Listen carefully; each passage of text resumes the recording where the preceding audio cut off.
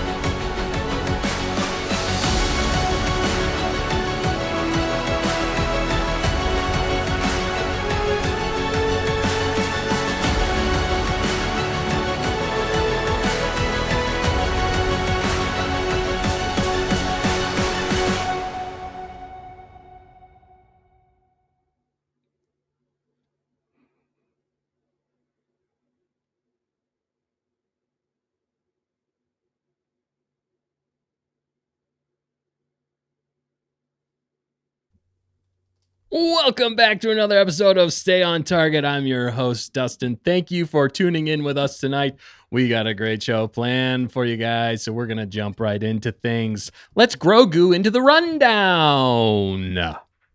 We're going to be talking all things Mandalorian and Grogu in this episode. We're going to be going over the divided fan base and maybe why it's divided. We're going to get our hot takes. We're going to be doing non-spoilers and spoiler review of the movie.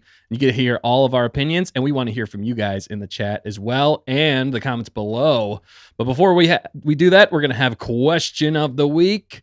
We're also going to be covering a bit in the box office numbers over the weekend. And then we're going to be wrapping it up with the future of Star Wars and what's coming next. So stay tuned right here. We're going to get into things. But before we do, let's meet the crew.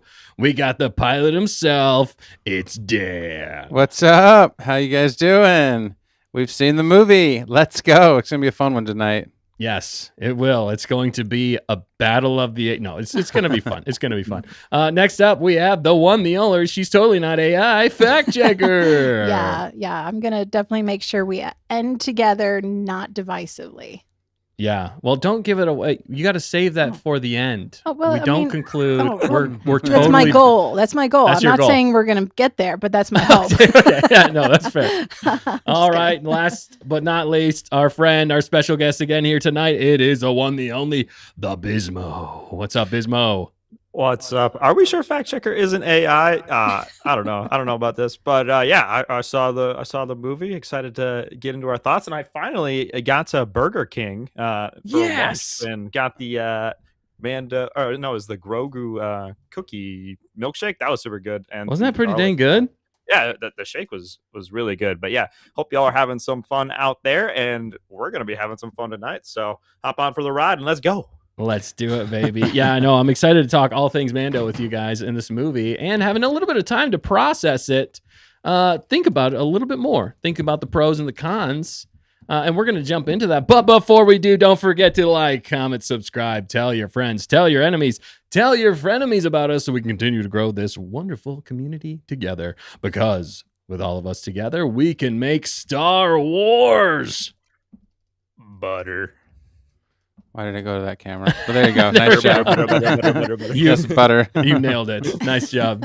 And by butter, if it's your first time here, we mean better. I feel I'm legally obligated to say that. Also, we're gonna jump into things. We got the question of the week.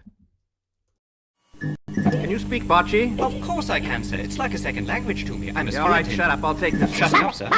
Luke!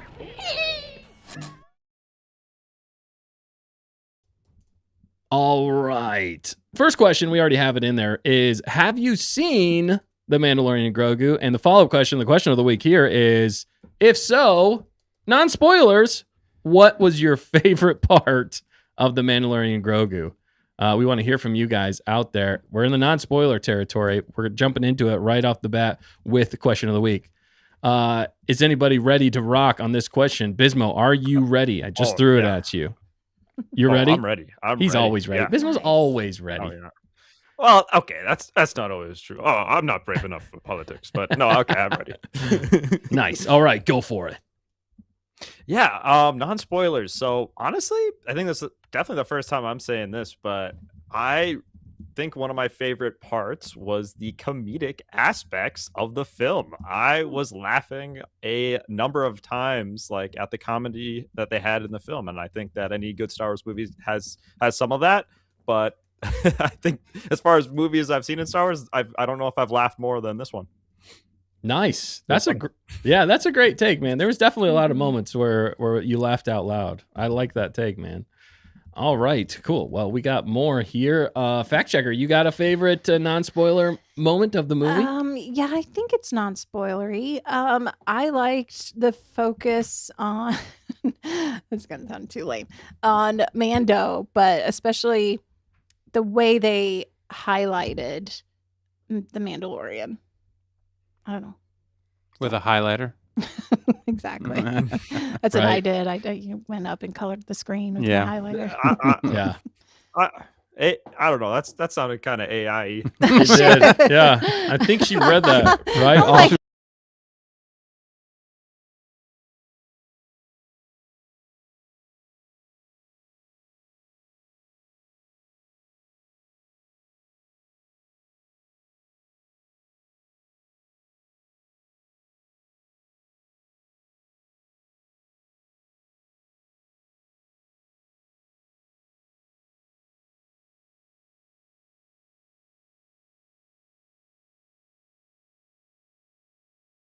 Okay. All right. Nice. Dan, what Mine's about so you? easy because it's a slam dunk and there's no controversy about it. Oh. The music. Everybody loved the music Oh, because it no. was freaking awesome.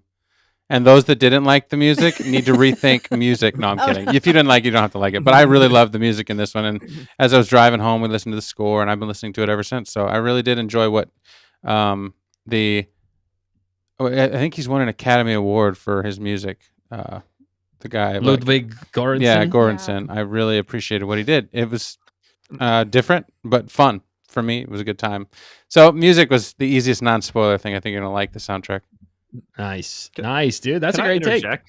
Yeah. Yeah, go ahead. Can I interject? Advice for any potential future guests on Stay on Target. When we're talking favorites for something, do not select music that is off limits. It is Dan's. That is Dan's. That's my. Just as a heads up. It's pretty much like you're because it's Star Wars. Unless it was like a train wreck, like during maybe the only time I didn't like the music. Well, there was a couple of times in some of these Star Wars shows, but most of the time it's really good. Some of the shows were not so good. Yeah. That is a good disclaimer for future guests. But I it like is easy to predict what That I'm is- going yeah. to say. Dan, Bismo's have that been on one. our show enough times to know he prefaces ahead of time. That's Yeah. great. I think I did it once before, and then I felt bad because Dan was like, Aw. "Oh shoot, I gotta figure." I don't know what else to say. No, I would have come up with something else, but Yeah, because Dan That's can't hilarious. have I the just same didn't- answer. when you're the guest, you're the guest, and the guest can Yeah. say whatever they want. Yes. I'll figure something else Because out. we can The like the music music too, was right, good, though. Dan? Yeah, everybody else can like the music. As a matter of fact, they're supposed to. No, That's if it's part- good Oh wow,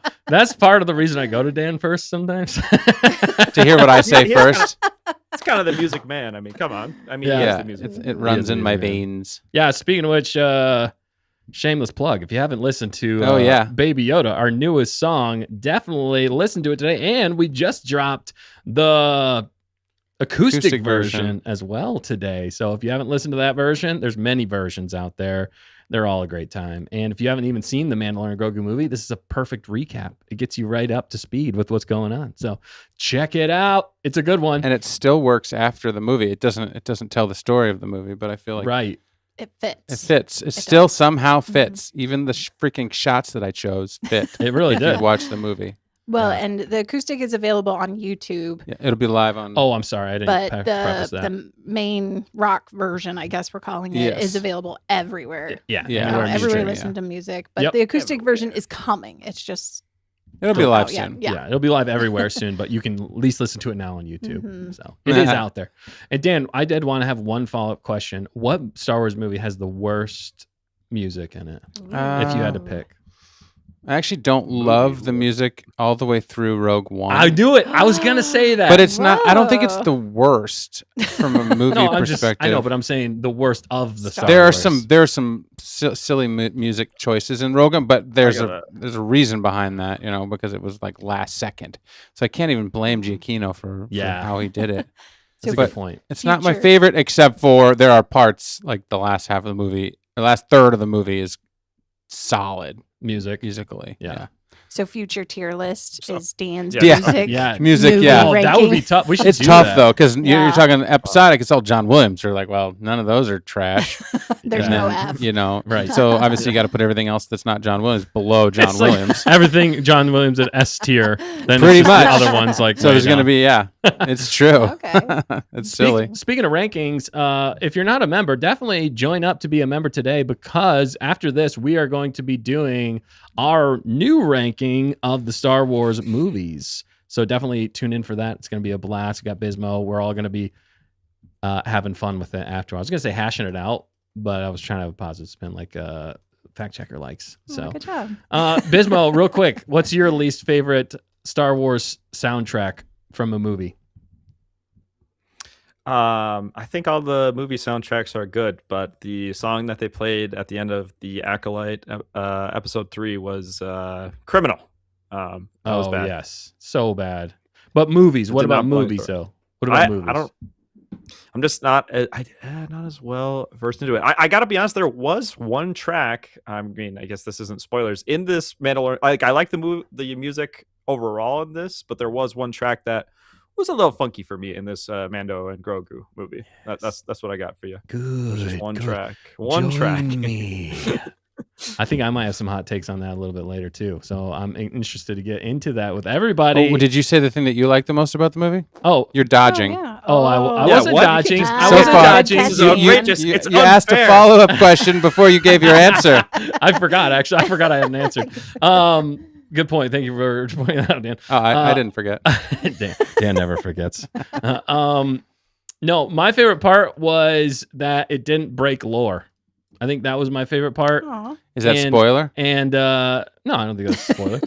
But it didn't break any lore. It wasn't controversial in that regard. And I actually enjoyed a lot of the callbacks to the original trilogy. I'd say that's probably my second favorite. Both of those things kind of tie out equally for my favorite parts of the movie. Cool.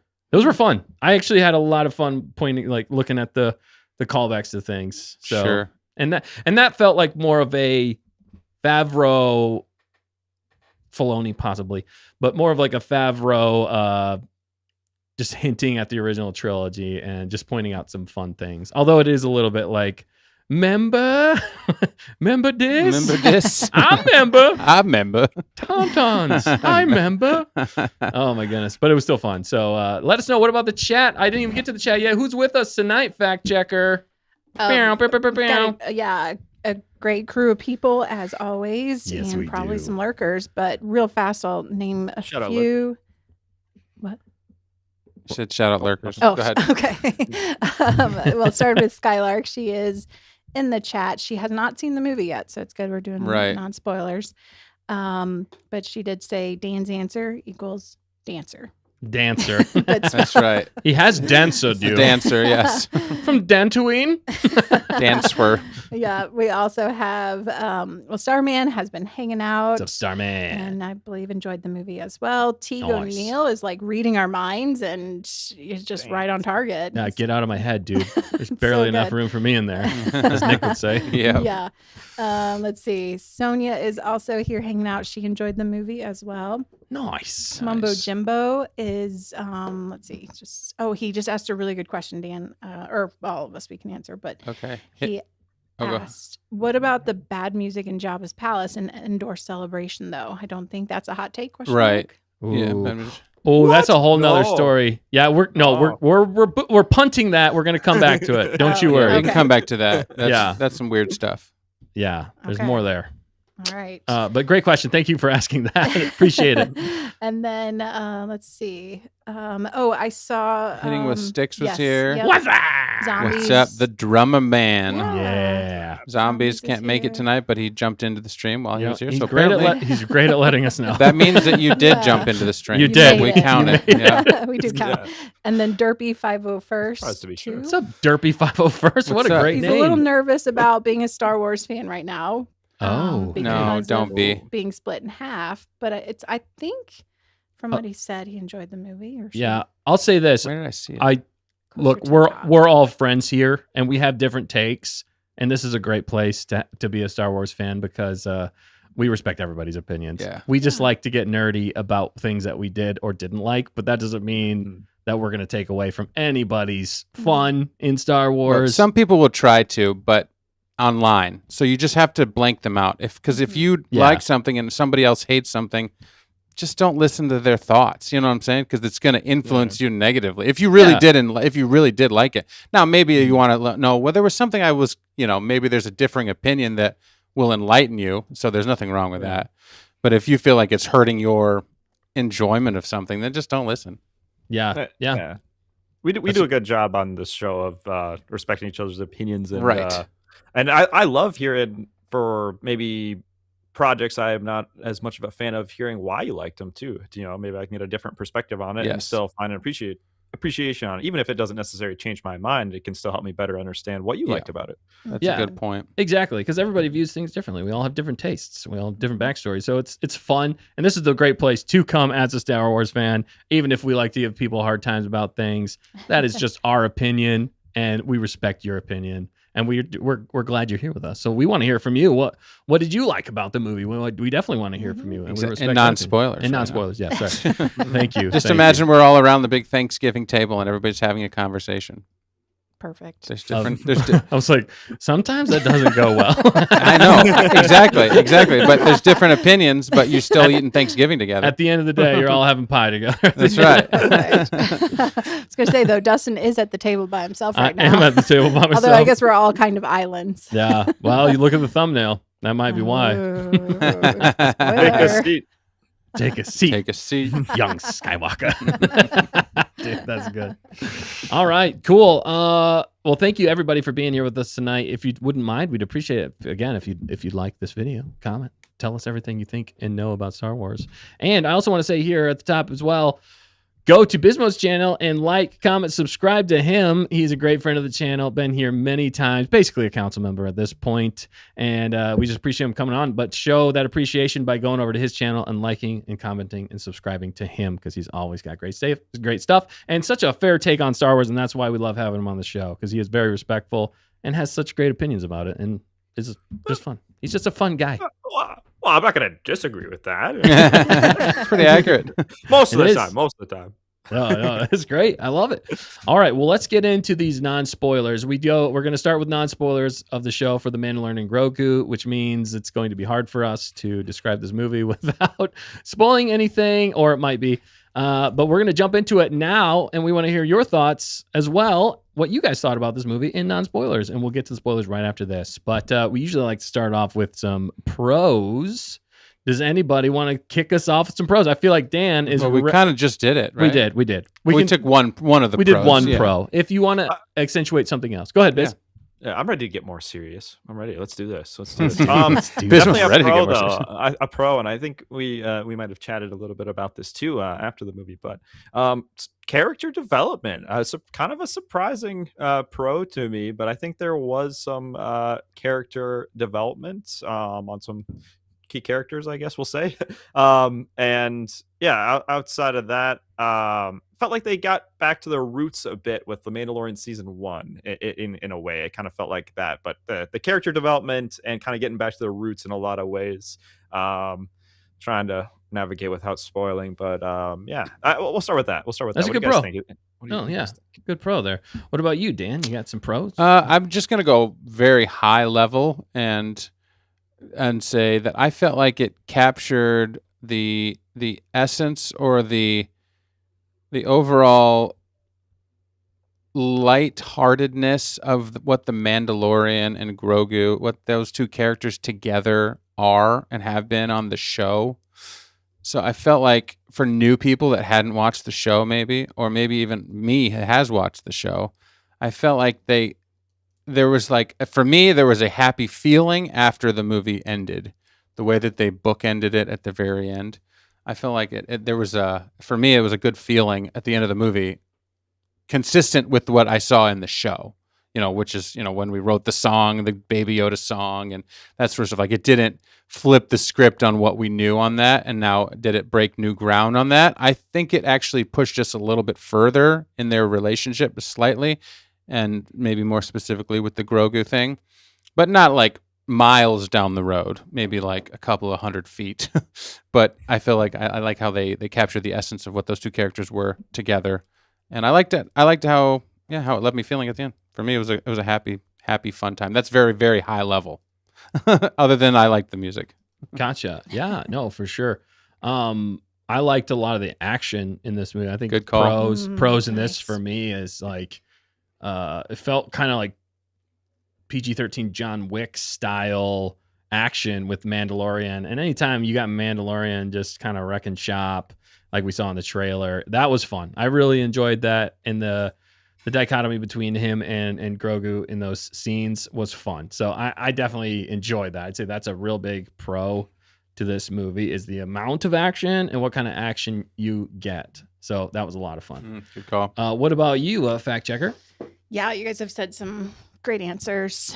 Kind of stuck to think of more, except for I did like that. Sorry. That the good guys were good and the bad guys were bad. So like it was a clear story I could follow easily. I didn't feel like I had to think super hard. I just enjoyed it and I could just sit back, relax. I did hide a few times, a little suspenseful. Oh, really?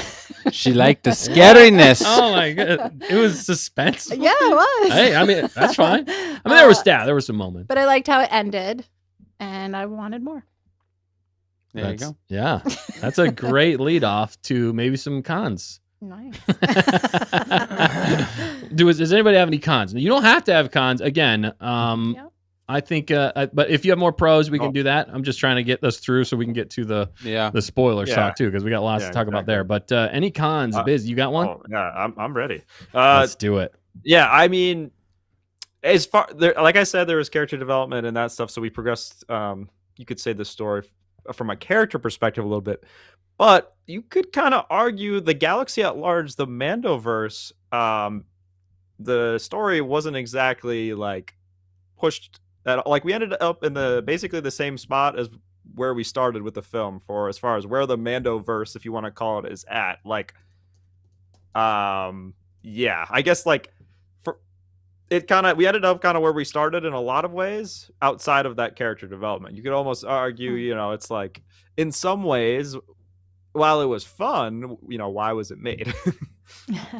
Yeah. No, that's kind of that's a con that I was wrestling with as well. And I'll say this con right now, the con for me is it felt more like a season, just like a couple like episodes put together, which I think it kind of was to a certain extent. And to your point, what was the larger impact on the galaxy? I actually do think it did have a slightly bigger impact on the larger galaxy. I just don't think they necessarily showed that as well as they could.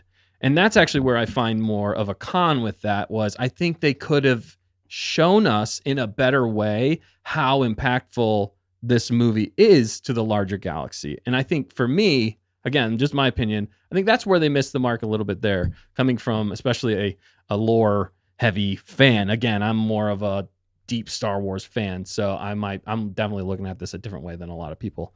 Yeah. But that's one con for me. What about you, Dan? Do you have any cons? Yeah, I feel like there was room for it to give us something even bigger than what we got. Yeah, and I feel like maybe the one con was that it felt more surface level. I'm trying not to spoil because you get some story, of course. Yeah. But it was just more surface level for me, and based on us having seen all of the F seasons of The Mandalorian, and I just recently rewatched all of them with my son before we watched this, not expecting, some groundbreaking connection or something. We were hoping for maybe a little bit more than, there were a few moments where you're like, oh, that's from the show, Yeah. but that, like, maybe you could count them on one hand, so the connectivity wasn't truly there for the people that did invest for Disney Plus for 5 years, or whatever it was to get this thing done. So yeah, I could have used, and then obviously beyond that, I could have used more depth. I mean, I love slow burns. I love Andor. I love all that sort of stuff. Of course, I love action, and I love popcorn fun, which is why I ended up having a fun time with this one. And I'm actually surprised at how much fun I had with this movie, knowing that I like dry, slow, maybe like deep, too deep, where everybody dies at the end kind of thing. Yeah. Like that's kind of my style. And then this was like totally polar opposite, but I don't know why. And I think there's one reason I'll get into in the spoilers, but it was so different from what I expect out of a Star Wars movie that I think it just like my mind was blown in a reverse way. And I do appreciate what Jon Favreau tried to give us, but this is the con section. So Right. I'm going to give you No, you're that good. I wanted a little bit more. I just wanted a little bit more. Yeah. Probably a lot more, but at least a little bit more. Yeah. Just something else bigger, just tying it in a little bit Yeah, more to like- the bigger galaxy at large, I think would have done so much of a greater service. And it wouldn't have even taken that much. That's the thing. Yeah. It really would have just either just one other character interaction that expanded things a little bit, that helped us know what was going on in the galaxy at large. It was a very self-contained movie, which is a pro and a con, I'd say. Right. Yeah. Yeah, So it's- Tweaked 74 jumped in. He said, Oh, yeah. Fun standalone adventure. Nothing more, nothing less. Yeah. Yeah, Right. Well said. your guys' points are both really good. I guess from one standpoint, like if you think about the Mandalorian, it's not like they got away from their roots. Like the Mandalorian Right. doesn't necessarily impact the galaxy at large all the time.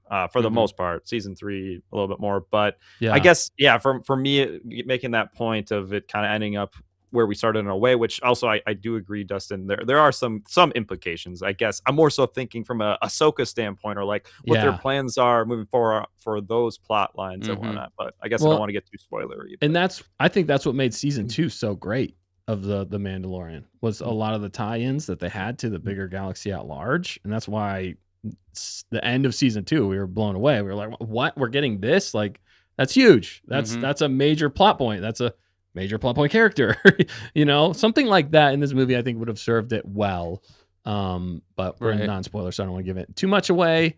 But all great points. Fact checker, did you have a con? I agree with what you guys said once again, but there was one fight. I loved most of the action, but there was one fight near the end that I was like, okay, this is not my cup of tea kind of fight. Yeah. I won't give it away, but In spoilers, you will. yeah, it just was Which we're heading there. a little goofy, maybe slightly cheesy. But again, I understand why. It's for the kids, it's for new Star Wars fans, but there was, like you guys said, still plenty for those of us that have watched and talked about it a lot more. So Yeah. just a little bit of cheesiness that usually detract for me. Okay. No, that's totally fair. I can see where you're coming from there. I like what Peak Obi-Wan jumped in here and said, welcome, Peak Obi-Wan. Thanks for jumping in. He says, I liked it, but this movie didn't push the needle because they are still in reset mode. That's a great point. We're going to talk about that a little bit more later. I think they still need to tread lightly, and they are building for celebration. Okay, that makes sense. Yeah, and that's why even one of the pros I said was it was safe, not lore breaking or anything like that. But great point. Mama Jimbo said, the biggest con for me is that they removed the Tauntaun and Slay scene from the movie. Winky face. Get out of here. Did they? Tauntauns? Remember Tauntauns? I Oh, remember. man. However, That's hilarious. well, it's not spoilery, but yeah. That's a spoiler. That's a There's no- spoiler. Oh, no. Shoot. But you get to see it in the commercial, at least. If you really want to get your fill, you can go back and watch that commercial. How much did they lovely spend again on commercial. that? And why was that not At inserted least into the 30 budget? million, Yeah, or whatever it was. We're going to talk about how much they Part of the marketing budget. the Part of the marketing numbers budget. later. We're going to go into the numbers a little bit later, so we'll see how that affects things. But I have one last con, and if anybody else has any pros or cons, feel free to jump in after this, and then we're going to get to the spoiler section. My last con that I have was a bit of the pacing. I actually found some of the pacing to be slightly off in this movie. It wasn't terrible, but it was just enough where I was like, okay, let's either move things along or give us something. Not that I don't mind a break. That's what felt a little bit more like a TV show episode to me, more so than a movie pacing. And so that's where I had a bit of an issue. And I will say the dialogue. And I think there would have been a fix for this, and I have an idea for a fix for this in the movie, but some of the dialogue and lack thereof got to me a little bit throughout the movie. I just wish there would have been a little bit more, and I do have a solution for that, and I will go into that in spoiler territory. But any other pros and cons? I'm leaning a little more negative on this movie, just so you guys don't know, but don't I let haven't figured it out. But don't let my opinion sway you. If you enjoyed this movie, I'm thankful. And there are definitely a lot of things that, after thinking about it more, that I really did enjoy about this movie. But don't let my opinion sway you. And everybody here has different takes on it as well. So anything else? Biz, you got something? I was just because I pushed back a little bit. I did kind of enjoy the less dialogue. It felt a little bit more to the Mandalorian roots a little bit for me personally. It was nice to convey some of the story just through storytelling and whatnot a little bit, or just visually, and not throughout the film, but there's moments that do that Right. well. I guess Yeah. is how I'd put it. I agree. I feel like where you're talking about the Mandalorian show, it's not like Andor writing. It's like Right. it's like the kindergarten version of Andor writing most of the time. You're not getting a Luthen speech in Oh, this. There's some moments. Sometimes actions speak louder than words. Like I'd prefer Right. that to a bunch of exposition. I don't need to just be like, well, this guy's doing this and that and the third, Yeah. because we're not going to show you it. But Exactly. yeah, Just that's show what me. happened. Yeah. Yes.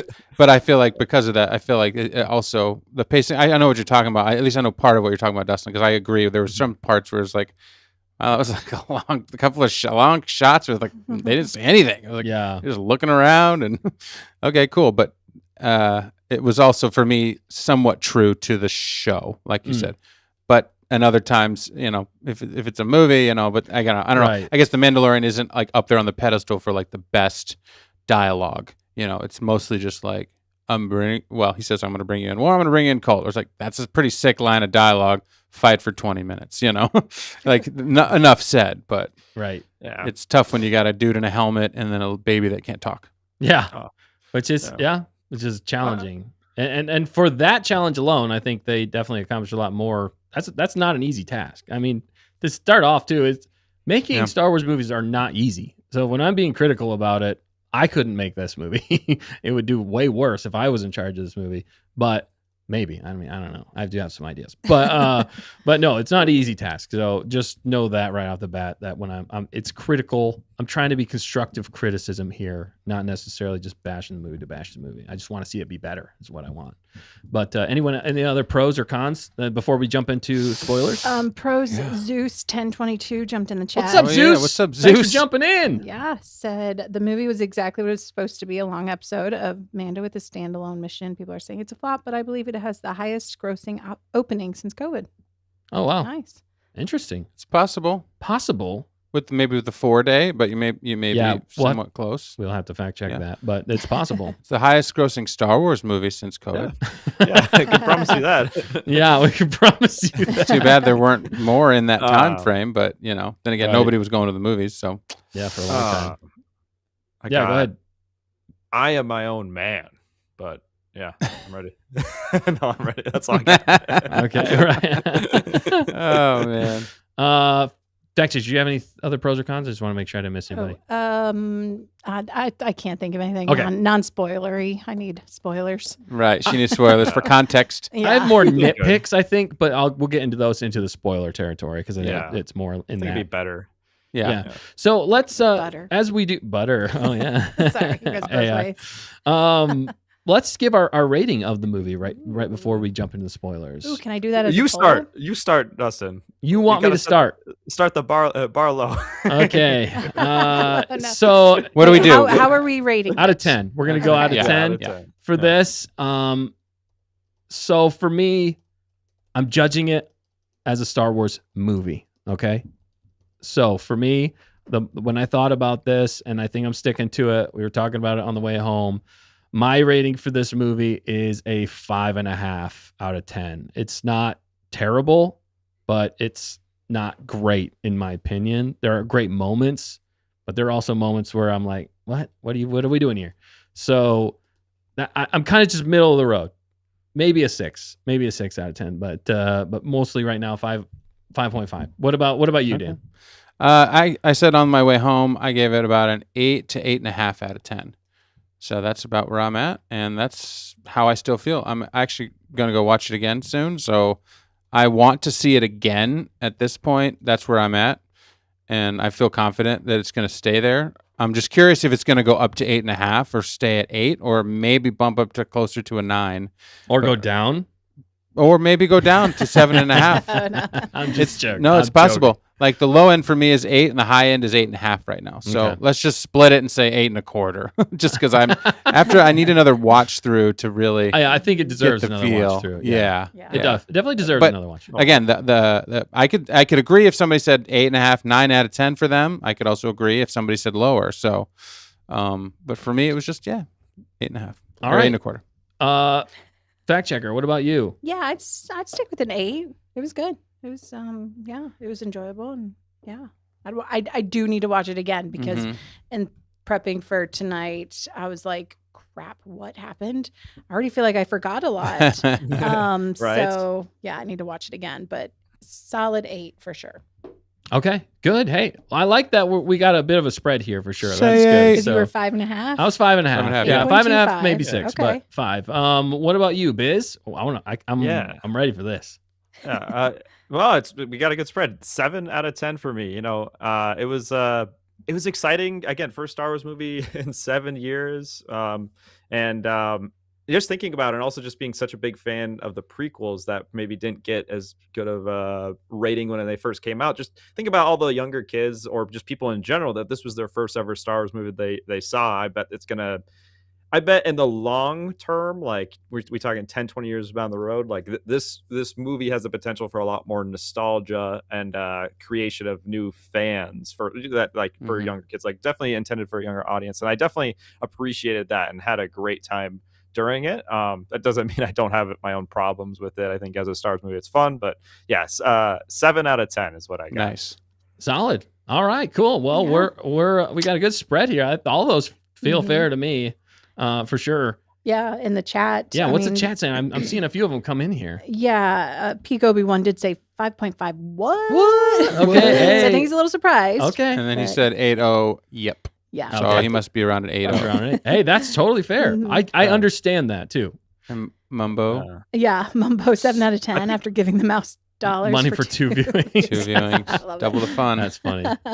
What, Biz? Definitely a mix of emotions after leaving the theater. I think Yeah. I probably teetered as low at times as probably that like 5 out of 10 range, where if we're saying that's like just middle of the road, to then as high as like, oh, there's a lot of fun. 8, it's like definitely had to sleep on it to think on it. So I think all of your guys' answers are objective and fair. Yeah. Yeah, that's what we try to do here. So we try to keep it as objective and fair as possible. I We don't criticize Yeah. where it needs to be criticized, If- I believe, to hopefully make things better. And that's Right. more the viewpoint where I come from, is more missed opportunities and what they could have done better. And I think that would have got it up to a 9 or a 10. I mean, it could be, but Yeah. it's just Yeah. decisions were made, and those are the things I'm criticizing. So And then if Nick were here, he would help weigh the scale. yeah, Down. he'd probably be like, what did he say? I forget what he said on the way out. You think he was like, he was way down. He was like he 2 was- out of 10 or yeah, something. he was 2 or real 3. low. Yeah. Yeah, Let real me low. message You him. know, he was in the dumps. That's extreme. I mean, he was laughing and was joking around. Obviously, Yeah. afterwards, he wasn't like He's serious. That doesn't surprise. That doesn't Right. But he was on that train. every voice counts. That's fair. There's nothing Yeah. we're saying. Well, and But that's he that's why we're talking about it tonight, because the fandom is split right now. It's crazy. Like I've definitely heard people that have really positive opinions on it, and I've definitely heard people that have really negative opinions on it. And it's interesting to see that this movie of all movies has done this split, and that's why it's interesting. Even for us, we're on different planes, some of us here, but I think there's a reason for it. I think there's a reason for a lot of the hate that's going around right now, but there's also a reason for a lot of the love. So that's why we're talking here tonight. And with that, I think we have everybody's reviews in. Yep. We need to jump to the spoilers so we can really talk about this movie. Mumbo Jimbo. Yeah. 2 out of 10. Is that why Nick isn't here? Is he on timeout? Yeah. No, he couldn't make it. Just but the timing of the show tonight was too late for him. Yeah, so. yeah. He works really early. But could you guys believe that we did a thing? We actually filmed ourselves out of a theater. Yeah. It's the first time we've ever. You guys have filmed yourselves leaving. I think the Phantom Menace and, whatever, another one that released. Revenge of the Sith. Revenge of the Sith. Yes. Yeah. Yep. But like a new movie. Like we actually That's went to crazy. see a new movie as the crew here, Yeah, and then that we was so cool. took a film. We didn't get the fact check. I was kind of actually annoyed afterwards. I was like, Yeah. why didn't we get the fact checker's opinion Oh, on or off camera? Like It in the was moment, I was fine. like, what a chauvinist thing. No, I'm kidding. Oh, But gosh. I later on, I was like, she's sitting right there. Just give her the microphone. Like we should have, We should have done because we're gonna get your opinion. So I'm sorry that we didn't do that, but No, it was just it all happened so Well, quickly. And we we're got to like, keep the AI mystery alive, you know? Yeah, hologram. hologram. Right. But that's what we're here I don't know. tonight This seems to all do. too That's why we're here convenient. It's all too convenient. Yeah, She exactly. wasn't because she We're wasn't so there. sorry you weren't in the thing with us, Right. fact checker. We even had Matt. I don't know. Yeah. All too easy. All too easy. I don't know. You guys can probably tell if you look at other on the move videos we've produced. Yeah. The shakiness of the camera is similar. There's a little tip for you. Yeah, the Yeah. reason. Okay. All right. Sorry, that Yeah, derailed no. us, but I think what you guys said was fine. I couldn't have added to it. You could have added to I will add it tonight. was dark in Yes. that hallway. It was dark in the It was hallway. dark. But the big background thing was fun to see. And It the was. mics were on. The mics, The mics were on. That we got a good short out of it. That was funny. All right, we got more. We're gonna jump into the spoiler review of the Mandalorian Grogu. So if you haven't seen the movie, we are warning you now. Get the gonk on out of here before we spoil it for you. All right, we're gonna spoil it in 5, 4, 3, 2, 1. Everybody dies. Didn't almost die.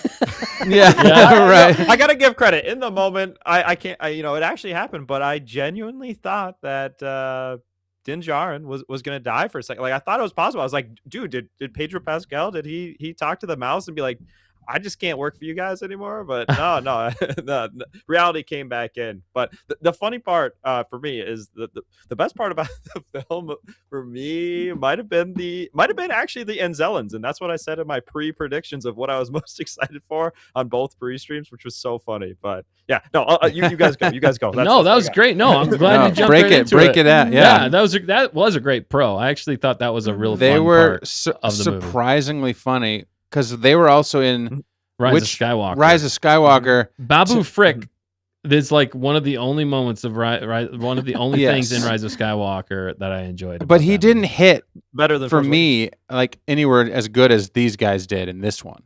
Yeah. Babu Frick, as funny as he was for me, yeah, these, like you said, Bismo, Dude, they were just funny as a crew. It was like the Three Stooges. Wasn't there 3 of them or 4 of them? well, There's one of them 4. got taken away for a bit. Yeah. Yeah. Which I was like, I guess there's 3 now. That was pretty dark. I thought that Embo's beast was gonna like Shred actually it. eat him. I was like, this is a kids movie. He better get away. Like, don't get Right. eaten. How were those things done? They were obviously CG.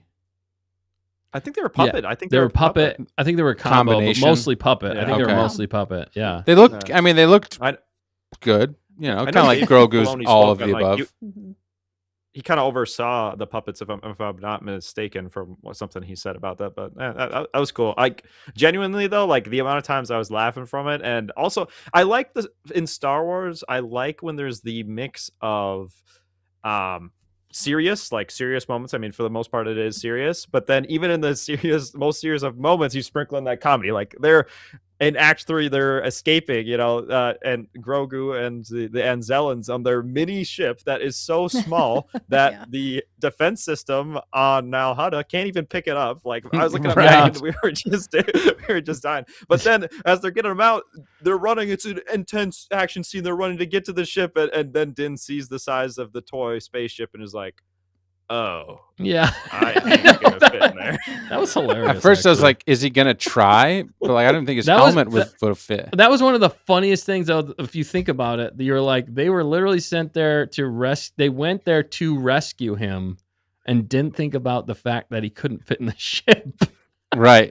It's fair though, because to them it's like it's all normal, but it was hilarious. Like Yeah. I don't know of a more funny moment in Star Wars, honestly. Like I can't. That's why I started by saying, like, I don't know if there's been a Star Wars movie that has made me laugh that hard. Really, I'll right.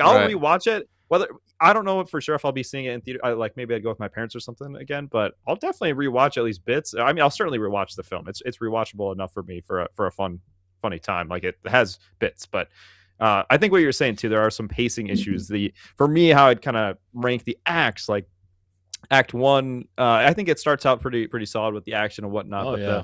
the middle part of the film, it's a little bit jarring for me at times, a little bit slower. And I guess what I get at jarring is it's fun to see the use of some of these more with the higher budget, these complex characters with the Rada the Hutt and focusing on the Hutts, but it's pretty jarring for me at first. It's kind of hard. It was hard to get engaged into the movie with Rada having such a big part. Honestly, like the CGI was just okay at first, and like I guess the decision to have them now speak English, like that was a little bit. It was tough to get on board right away. It worked for me toward like in the second half of the film, but it was definitely a shock right away. I don't know if you guys felt similar or not to this, but. I mean, Yeah, I can see what you mean because I was confused at first about the English or the basic. Because wasn't there? Yeah. Did he say something about that, uh, or he talked to him like he didn't know if he understood? Because he started didn't Din Yeah. start speaking Huttese to him, and then he's Yeah. like, "Oh, it's okay, I speak English or I speak basic," and then he just started Yeah, talking to him. It makes sense he could learn it. It was just the whole thing was Yeah. jarring, and just how like ripped he was, and all like it's cool, but also it was jarring. Yeah, yeah. You're speaking more about Rhoda specifically, right? Or are you talking about Yeah. the Hutts in general? just the No, break. Rhoda. He's Rhoda. talking about The- because Rhoda Okay. comes in the The second. Hutts, the twins were just as I would expect, and Yeah. and perfectly fine. And I actually ended up like by the end of the film, one of the better pros without spoiling was Rhoda and Grogu, and they're kind of dynamic. I really like kind of from a kid friendly, like how they were working together Right. almost as like brothers in a way, a little bit. Yeah. yeah. hanging around, but yeah. The thing with the Hutts for me so at first I didn't really like the fact that they spoke basic, but the more I thought about it, I was like, it's a kids movie. You don't want kids having to sit there and read the subtitles that might not be able to read them. Although I don't think they're usually they should probably be able to, but I In the original, understood yeah. why What about- that they did that, what but I didn't the love that originals, choice. though? Return of the What Jedi, about- they did. Yeah, What about I know. That's why I was like, why are you doing this? That's kind of the Star Wars thing for me. Like we got all these bizarre aliens, which that checks all the boxes for me from a Star Wars standpoint. Like Andor season 1 could take notes from that standpoint of they got a lot of aliens in this one, but then be weird with it. Double down. The Hutties speaking is kind of fun. I mean, and the translation sure. droid, they had I'll 3PO agree. translating and other droids, right? Yeah. That works. Yeah. Like we don't have to know everything to the T that he's saying. It's Yeah. not. Yeah, it's not something I'll die on there on Right. like a hill about, but it was jarring at first. Anyhow, Were they speaking basic in the jarring. Book of Boba Fett when they showed up? Were they speaking basic? I think they were. I thought Or was they there a s- translator? No, I'm pretty sure they were speaking Huttese in Yeah. the Book of Boba Fett? Yeah. Okay.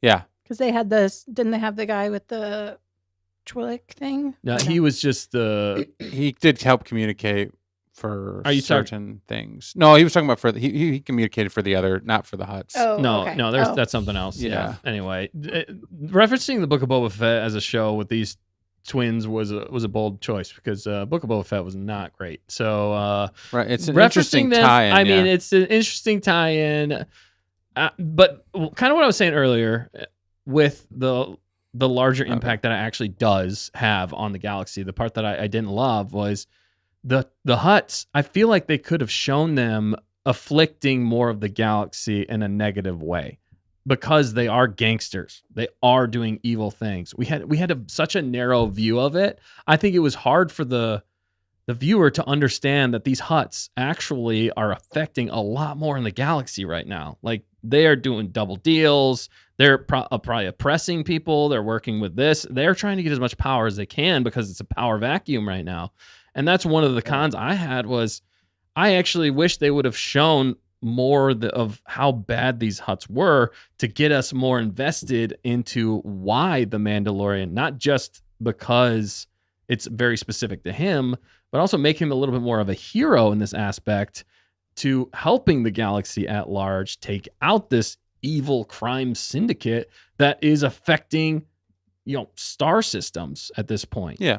So, because they've taken over for Jabba, and Jabba affected the galaxy at large. They didn't really show that though. And that's what I'm saying. They didn't show Jabba didn't, doing it not either. necessarily. Yeah. He was on this fat sail barge and couldn't move. But it's just part of the reason why I think that felt like more of a show. To me, this movie it's Mandalorian season 3.5.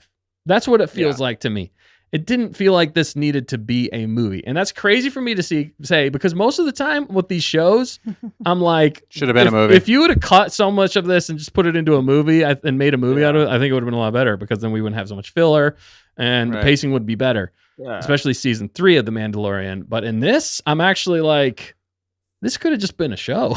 Like, I think sitting there on our couch watching these episodes, I think we would have been a lot more forgiving of some of these elements, and I think is why a lot of the fan base is coming at this from a negative viewpoint because they're like, you put this into a movie, but you didn't really give us movie quality stakes. You didn't quite give us movie quality scope.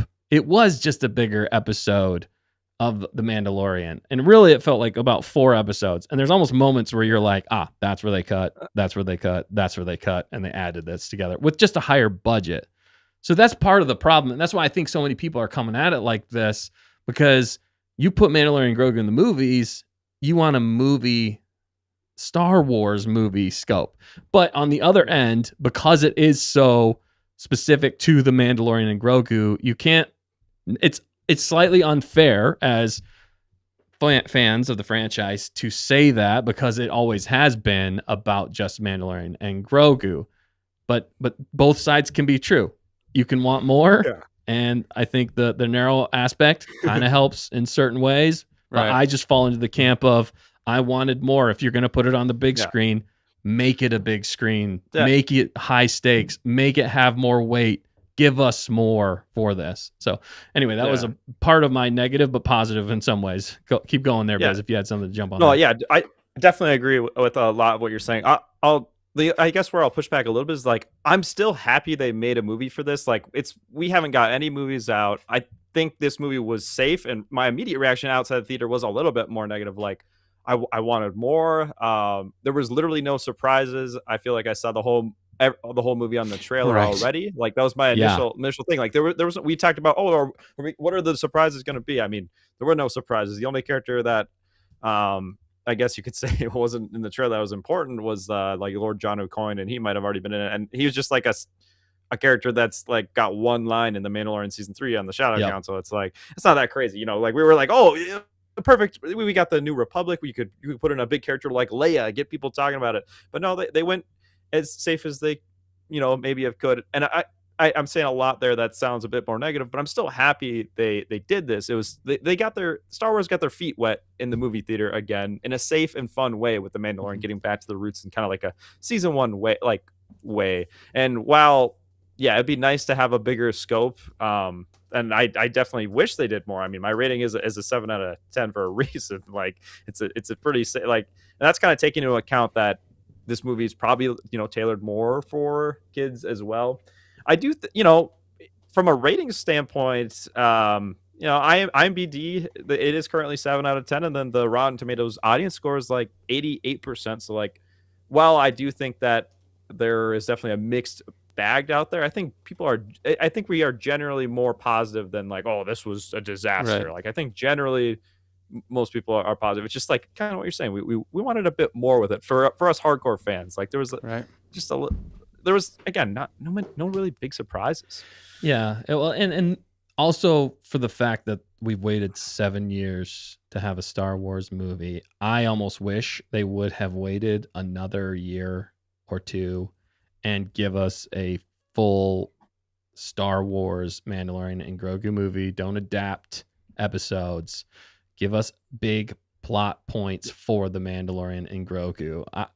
Personally, that's just where I'm at. Yeah. Because if you come out the gate, kind of just, it's just not getting fans, I think, as excited as it should. I mean, this should be. This isn't getting original fans as excited as it should. Yeah. So you have to separate the original fans from the new fans, the young fans that haven't seen a Star Wars movie in the theater. And that's a good take, yeah. And they don't know what a Star Wars movie is in the theater. They've only seen it at home on Disney Plus. They've only seen it. I'll stand by that. Like, I do think that this is the type of movie that will create more fans than the sequels, to be honest. Like, I do think that even though they got way more and it's just for, like, I think they're because of the association with the Mandalorian and whatnot, like, I think they'll be able to connect with the characters a bit more when that wasn't really a consideration at all. Or I think there's at least a clear consideration. I mean, arguably the best part, of the film, like realistically the best part of the film, is when Grogu is on his own. And actually doing really enjoyed his that. own thing. That's probably like the best part of the film, is when he's on his own and separated from the Mandalorian. And that's that character growth and development I was talking about earlier, that we talked about. It was nice to see Grogu starting to do a little bit more. It'd be nice to say, I guess I don't want to spoil maybe what else you're going to get into, Dustin, and maybe on that of what else you'd want to see from Grogu. But I think it's a step in the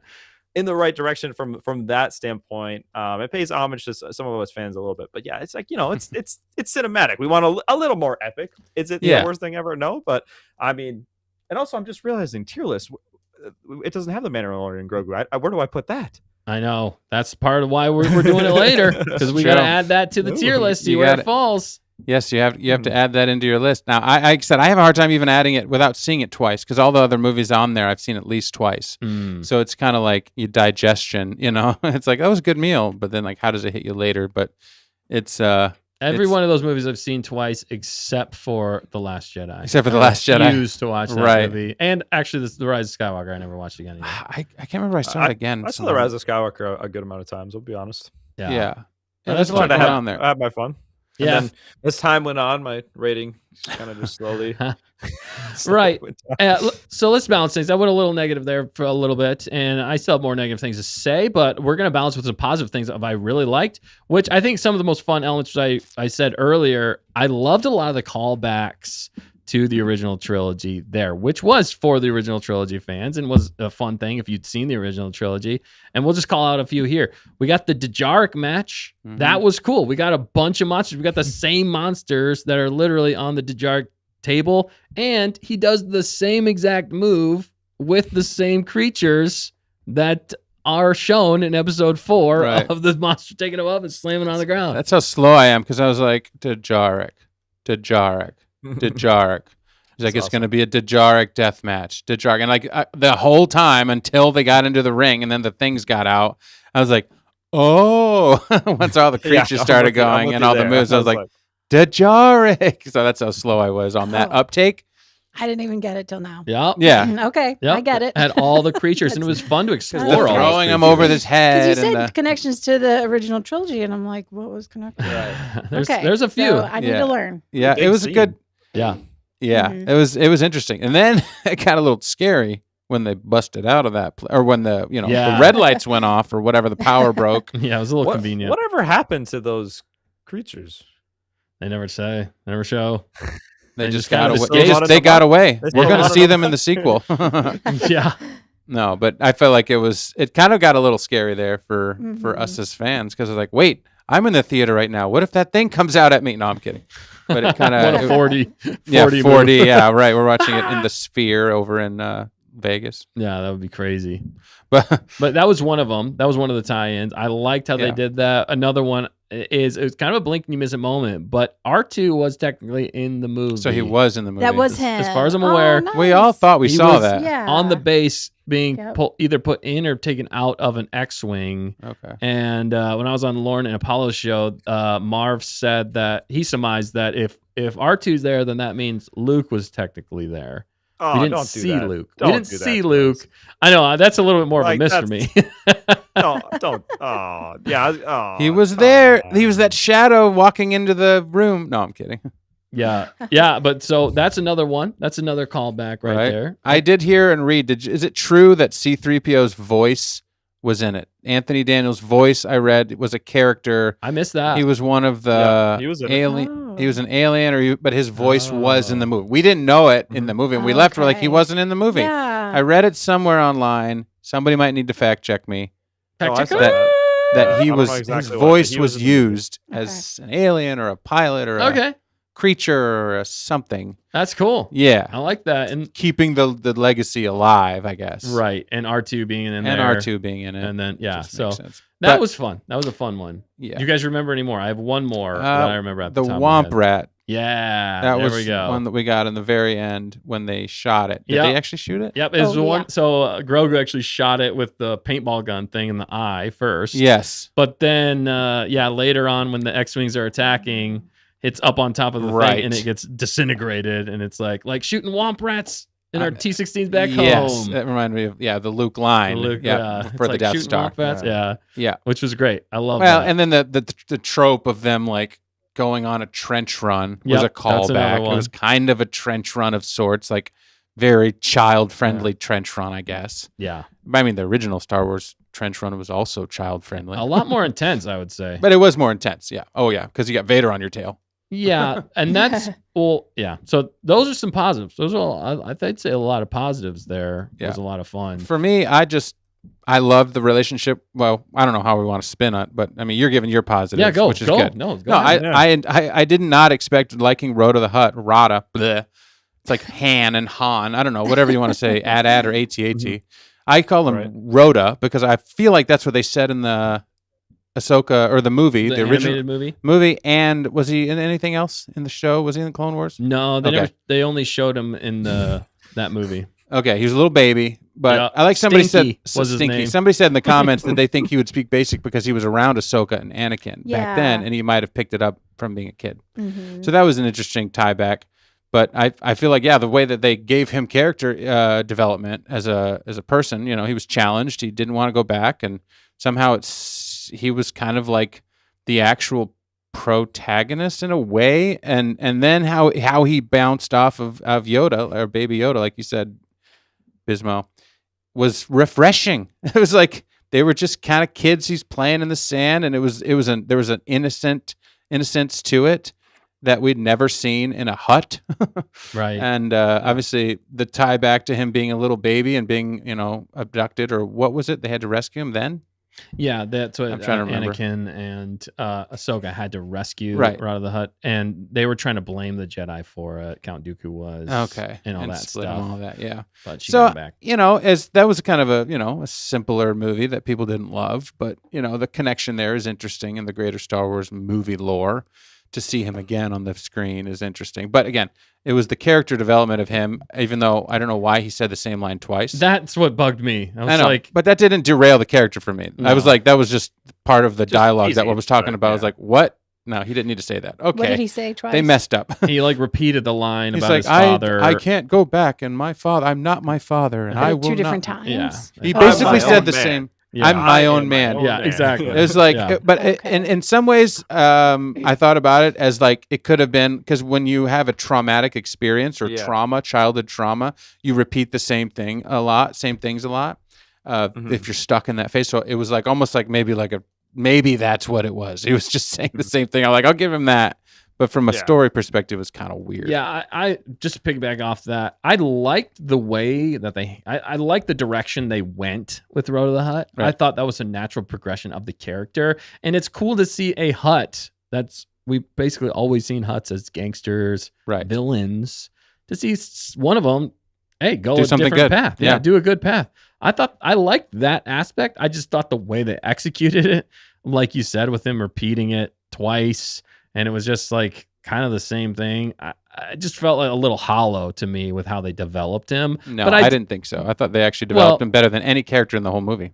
Well, I'm saying Just that moment. I said Rhoda. they definitely developed him. I just thought the execution of how they developed him, I didn't think it was the best, just because of some of the convenient lines that he repeated over and over again, and the basics. I guess because I feel like Bismo at the beginning, I was like, I don't know about this. Like, this is what we heard about. We heard it was just a Hutt thing, back a year ago. And I was like, hey, guys, settle down. It's more than just a Hutt movie. I'm sure they're going to bring Luke in. I'm sure they're going to bring Dinbo. I'm sure, I was saying this stuff 9 months ago.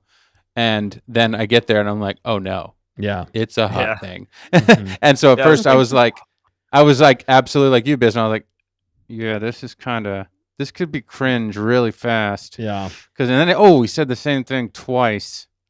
And then he got in the ring, and then it reminded me when he got in the ring with Din. It reminded me of what's the Thor movie, Ragnarok? Yeah, that was definitely a which was fine actually. He's a friend from work. Because their relationship, they were forced. Because when he was mean or like, I'm not going to do what you say, and he got Din caught, I was like, oh, he's just a jerk, Right. And then when they were forced to work together, this is the character development of him realizing he needed Din at that moment or whatever to get out. And then all of a sudden, after they broke out and they were there together, he did have a turn. And then he's working with Baby Yoda. Well, he ran away, though, and still tried to get away from Din. Yeah, I know. But then it was funny how he didn't get away. Right. It was like the worst escape ever. And so that made me laugh because he's just kind of like, I give up. Yeah, you got me. And I was like, oh, he's got some, like a little bit more depth to him. Like he seemed like one note.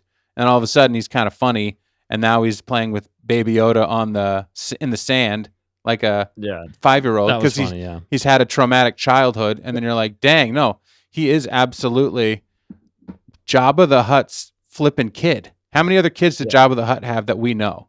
Not any that we know. Okay, of. Jabba the Hutt was a terrible human being, according to Han. Right. And a wonderful human being. It was a wonderful human being. Yes. Well, we call him terrible. This, to me, is where I've landed is a better sequel to Episode 6 than any of the sequels. Like, this is actually a lighthearted sequel to Return of the Jedi because you've got the Hutts coming right out of it. You're talking about, you saw Jabba the Hutt in Episode 6. Here's his son in Episode 7. Wow, that's weird. The only thing that doesn't connect is that there's no Luke and Han and Leia and all that stuff. And there's no Emperor and any Vader, any callback to any of that. To the galaxy at large.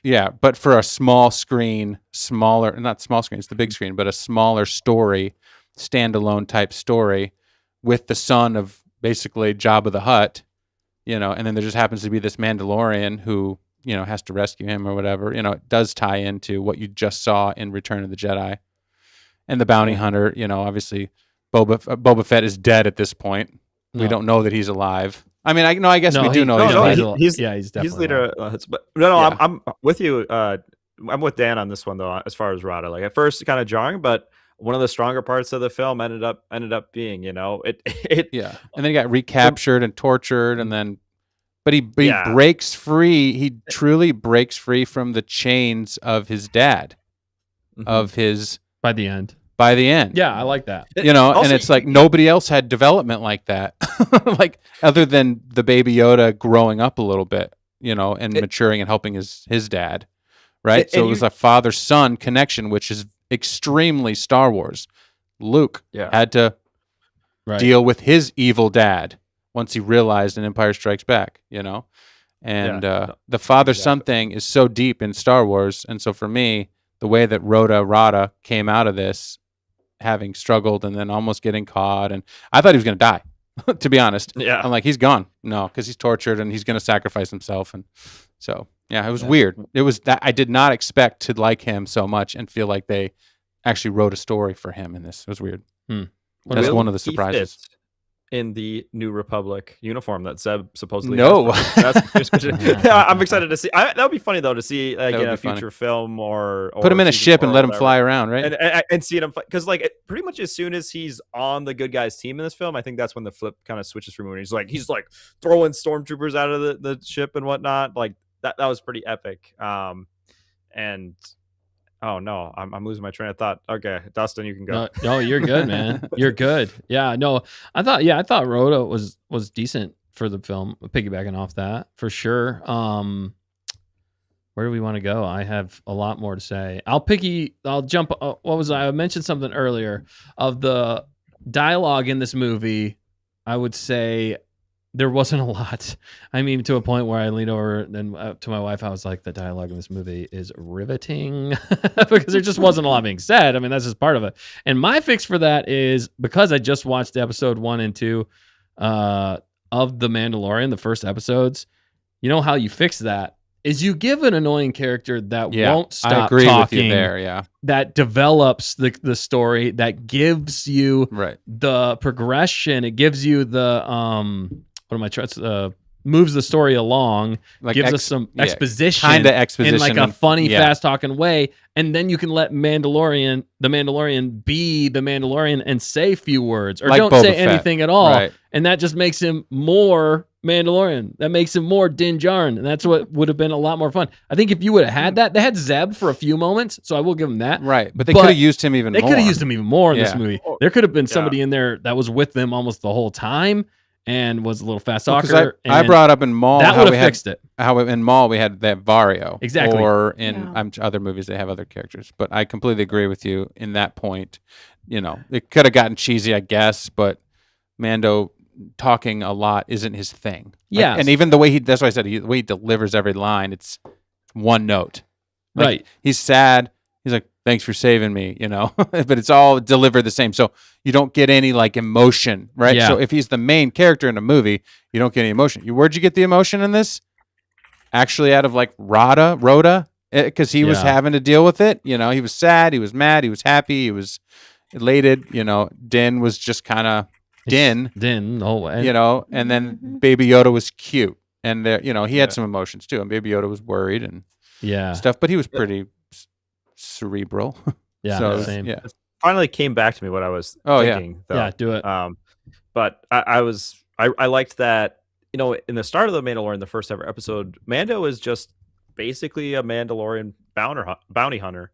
Like he where he fits on like the, you know, light side, dark side, he's kind of just in the middle for the most part. He's kind of a more neutral character, and that's kind of fun about it. He meets Grogu, Baby Yoda at the time, and gets kind of a soft spot for him, and starts to make a little bit more, I guess, light side decisions, but he's still kind of just, for the most part, like a bounty hunter that happens to be working with the good guys against the bad guys. But I liked how kind of stepped a little bit even further into the light side in this film for the Mandalorian, and I guess with his journey of now he's, you know, working for the New Republic, and even making more light side and better decisions than them, because the New Republic, you can kind of see the cracks and the flaws of them, and like, oh, they're ready to deal with the Hutts and work with the Hutts without batting an eye if it benefits them, because it's more of a New Republic versus the Empire, and not thinking about the right thing. Versus, and I just liked that. Mando made that decision. I'm like, you know what? No, I'm not gonna sell out Rada. Whereas maybe an earlier version of himself, it's just another bounty. But this time, I guess he made the more selfless decision, which ended up biting him. But it all ended up working out in the end, and made a new friend for Grogu for it. Yeah. But I liked it, that part of the character development too, of not just Grogu, but also the Mandalorian from that standpoint specifically. Yeah, no, for sure. Especially from where we saw him, you're talking about in the beginning of the show. Yeah, like specifically from the very beginning of the show. Right, he was just very like middle of the road. All he wanted to do was do the next job. He had no emotions about it. He was like, I'm just gonna freeze you in carbonite. Shut up. Yeah, exactly. Now he's like, I only hunt bad guys, basically. Right. Yeah, and he took out that Imperial guy in the beginning, which everybody in the theater was like, somebody get that guy. You know, he's running away. So didn't he just blow up in the elevator? Isn't that what basically happened? No. He blew up the ship. Oh yeah, because he got away and then he got in the which was awesome with that. That was cool. I mean, it was a great start from and that was funny. I would say that was actually really good. That was great action in that beginning. It was humor just, at that point. Yeah, it was literally just like Din Djarin, John Wick going to town on a bunch of Mandalorians. Or not, did we get them? Sorry, stormtroopers. They were, those stormtroopers were bad. Yeah, I mean they always they set them up as the most incompetent, so it follows suit. But with the originals especially, they could do nothing against him. And but I liked how Grogu was tapping on the forehead or on the Yeah. helmet. Yeah. That actually got a laugh out of me, even though he had seen it. I thought it was funny, and he does get Had the, you seen shot it? off. Oh, I didn't remember that. Yeah, they showed that in trailers and Oh, stuff okay. before. Well, there were so many There were spots. so that many had- they I, put had, out I there. hadn't seen. I tuned. I hadn't seen it. Tune I out, and hadn't I feel like either. I still saw it. I had not seen it. No. The Yeah, I hadn't only seen the other thing I did like is they added a escape pod to that looked Imperial. I'd say that was one. I was like, hey, something new. I like that. It's not all exactly the same as what we've seen before. Right. Mhm. Along with the John Wick, did you like the scene where he was, because you saw a trailer with him loading up all of his weapons when they said, are we going to fight or are we going to Yes. run? I will say, Because the props in that were actually kind of cool looking. yeah, When I they want showed more of his that. his little kit, Yeah, well, they got it from that other ship, the Gunrunner ship. the gun runner ship. Yeah, that was I like that. You could do a lot more with that. You could have even kind of gone a little bit more into the weaponry You definitely. of the Mandalorian. I mean, those things, those like nerdy things that you get into with Star Totally. Wars, people love. Whenever they say like, Right. it's a DL-44, when you classify things, Mhm. people love that, dude. Well, like, what if, like, in this Mandalorian, this is crazy, for 5 seconds, entertain me. For 5 seconds, Okay. if we get a sequel or some offshoot or another Mandalorian movie in a year or 2 or 3 or 4, and Baby Yoda is off with the Jedi doing Jedi things now, and it's just Din Djarin, okay? And it's just Din being a Din dark bounty hunter like we got in season 1 sometimes. But, like, it's just him, like you said, with, like, more extra, like, actually John Wick. like Boba Fett, the episodes of Boba Fett. with Right. just And him. then they focus more maybe on some of the Mandalorian side of things, Yeah. right? Like showing his weaponry, showing his more of his character development now that he's had a son, right? 5 seconds. Yes. Yeah. Be quiet, Mumbo. No, we want to hear you. Yeah. So I don't know. That's what I'm saying. Like everybody poo-poos like this is the only thing we're ever going to get of Din Djarin ever in the big screen. It's a little And it should have been on the TV screen, even though for 5 years we've been saying we need to see this on the big screen. We finally got something on the big screen. Well, that was crap. We should have seen that on the little screen. So I'm kind of like everybody's all over the place when they're analyzing this movie because that's what we wanted. And then you get it and it's not enough because it wasn't enough. So, but let's say we get I'm something happy else we down got the it. road. I just, it's Yeah, I'm there were happy some we got it, too. opportunities. I'm overall happy they still made it, but I still can say like, dude, the next Star Wars movie can't be this safe. Otherwise, that's just not going to work. Like if Right. Starfighter is as safe as this, I will be going way harder No, because you got to there's no deliver. reason you can't. Correct. Dude. Like they're getting their feet wet, and they did just that. But Yeah. Yeah, I mean, Like- it's smart not to have controversy. I think they're just basically trying to avoid controversy at this point. But it just felt like a little bit too little, too late for me. Because I think this movie would have done so much better. If I think Favreau was doing more of it. I know Favreau directed a lot of this movie, but I think there's a lot of Dave Filoni influences in this. And those moments that Dave Filoni is self-inserting, he's putting these things. And I used to be the biggest Dave Filoni fan, but that kind of took me out of the movie, to be honest. And it just felt very small and limiting to the scope of Dave Filoni style. And that's what bugged me about this movie. There's a lot of things that bug me. I know, about but I this think movie. personally you don't like Dave Filoni anymore, and a lot of people I don't like Dave Filoni No, anymore. I think Dave Filoni No, can 'cause do he, great he things. was in the show 100 times. He was the I mean, pilot. So seeing yeah, him I in the mean, movie he was- is like actually he's a character in this universe. Yeah. he was Like- literally in the movie. I But know, like multiple how would times, you? yeah. How would for you like say, 5 as- seconds. Outside of that, though, I mean, like this just- is definitely John Favreau, a John Favreau movie, though. Like, how are you Correct. saying? Like, I don't can you believe give me that- examples. Can you give me examples? I of think what's after Dave Filoni I still think versus- after season 2, I don't think it was really John Favreau's baby anymore. I think at that Then point why would John Favreau be involved in all this marketing and do YouTube videos with them? Like, and he's do the all best. these He's the things? best Like, marketer you his- could his- put on this movie. I His don't think name front and center. The last, produced, directed by John Favreau. It doesn't say. Right. He directed this movie. Like, and there was I definitely mean, elements. It just Right. felt like this is like a Dave Filoni world. We got Embo back in there, one of his favorite characters because he voices them Right. from the Clone Wars. All right, we're bringing Clone Wars. We have all the same pilots from the show, which I guess is a continuation. I get that. But again, if you would have added some more characters from the larger galaxy at hand in this movie, I think it would have served the movie so much better instead of limiting in scope. For sure. And- But John Favreau was tasked with making this movie. He was tasked. He was tasked. So then he got help from Filoni But because Filoni he doesn't know. Filoni wrote a lot of this movie. No, Filoni helped him write a lot of it, just like he helped him write all of the Mandalorian seasons. So it's both of them. I'm not saying it's not. It's always been both of them. I'm not saying it's not Favreau. Right. And he relies on Filoni because Filoni does know the tie-ins of Road to the Hutt, and he knows the tie-ins of Embo and who's available, who's alive in this time frame that we can borrow and write in. Favreau just is trying to find segments to put in this, and I'm not saying it's like a brilliant story, it's not. It's a simple child-friendly story that maybe or maybe wasn't a season 4. Well, everybody that de facto says this was season 4, I push back because we don't know that, and his own word says that this is not season 4. This is a separate thing. He said that a lot, yeah. He said it a lot. He did recently have that they adapted. No, I've heard him say it different ways. I have heard because I've nitpicked. I'd be like, "Are you sure, John? Are you sure this isn't from season 4?" I could see it being from season 4. Like he started with that, right? Because he obviously had worked on it, but and then it picks up right where we left off. It does pick up right where we left off, and it does feel like episodic. Like, I'm not denying the fact that this feels like I'd had to process it. I'm like, I don't know. Was there still? I'm like, no, this was very TV show. Episodes or whatever, kind of mashed together for the small screen, I suppose, or for the big screen, I suppose.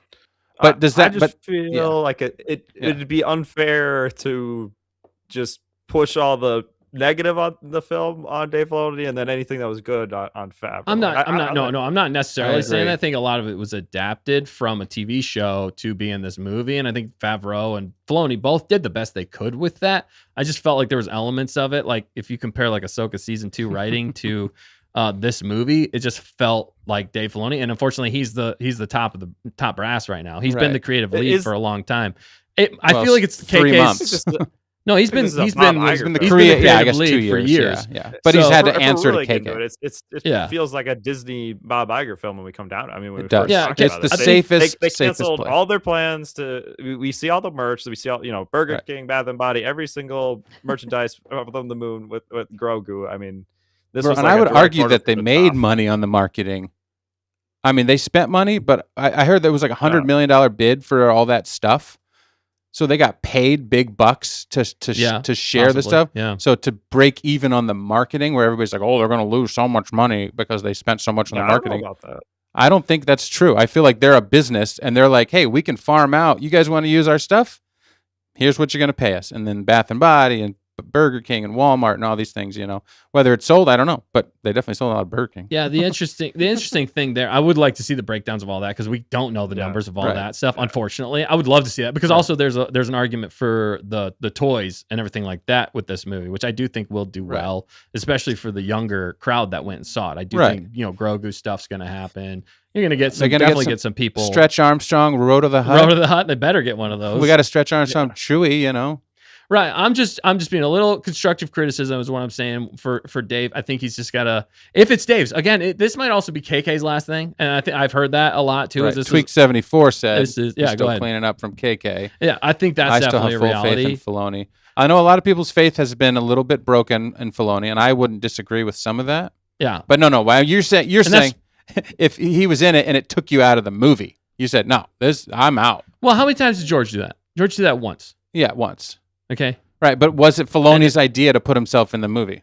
That's a good question. Or was it Favreau's idea to be like, Dave, you're in this movie because you're a character in that bar? He was always in that bar. I don't think Filoni ever works actually in the Mandalorian universe. He just sits in the bar. Well, he did fly the ship. No, I know, but like once. But most of the time, he's just sitting there. I was like, dude, gets to work. Drinking a cup of tea. 50 Thunder said if Filoni flew his X-Wing wearing a cowboy hat instead of a pilot's helmet, that would have been hilarious. That would have been absolutely hilarious. Or he's got the Anzellans. Yeah. He wears the hat over top of his pilot's helmet. Oh yeah. Or they get back from the mission and the end zones are like first rounds on us or whatever. That was hilarious just watching them at the base. That was great. Right, that was funny. And kind of some of the writing that I'm talking about is, and if it's Favreau or Filoni, I don't know, but it feels Filoni, at least from what we've been given from Filoni type things, but maybe it was Favreau. I don't know for sure. We don't know who did everything. There was someone else from Mandalorian season 3 or Book of Boba Fett that also has a a writing credit. Right. Deborah and- Chow, is it? No, Or- there was some other dude that I just heard, Mhm.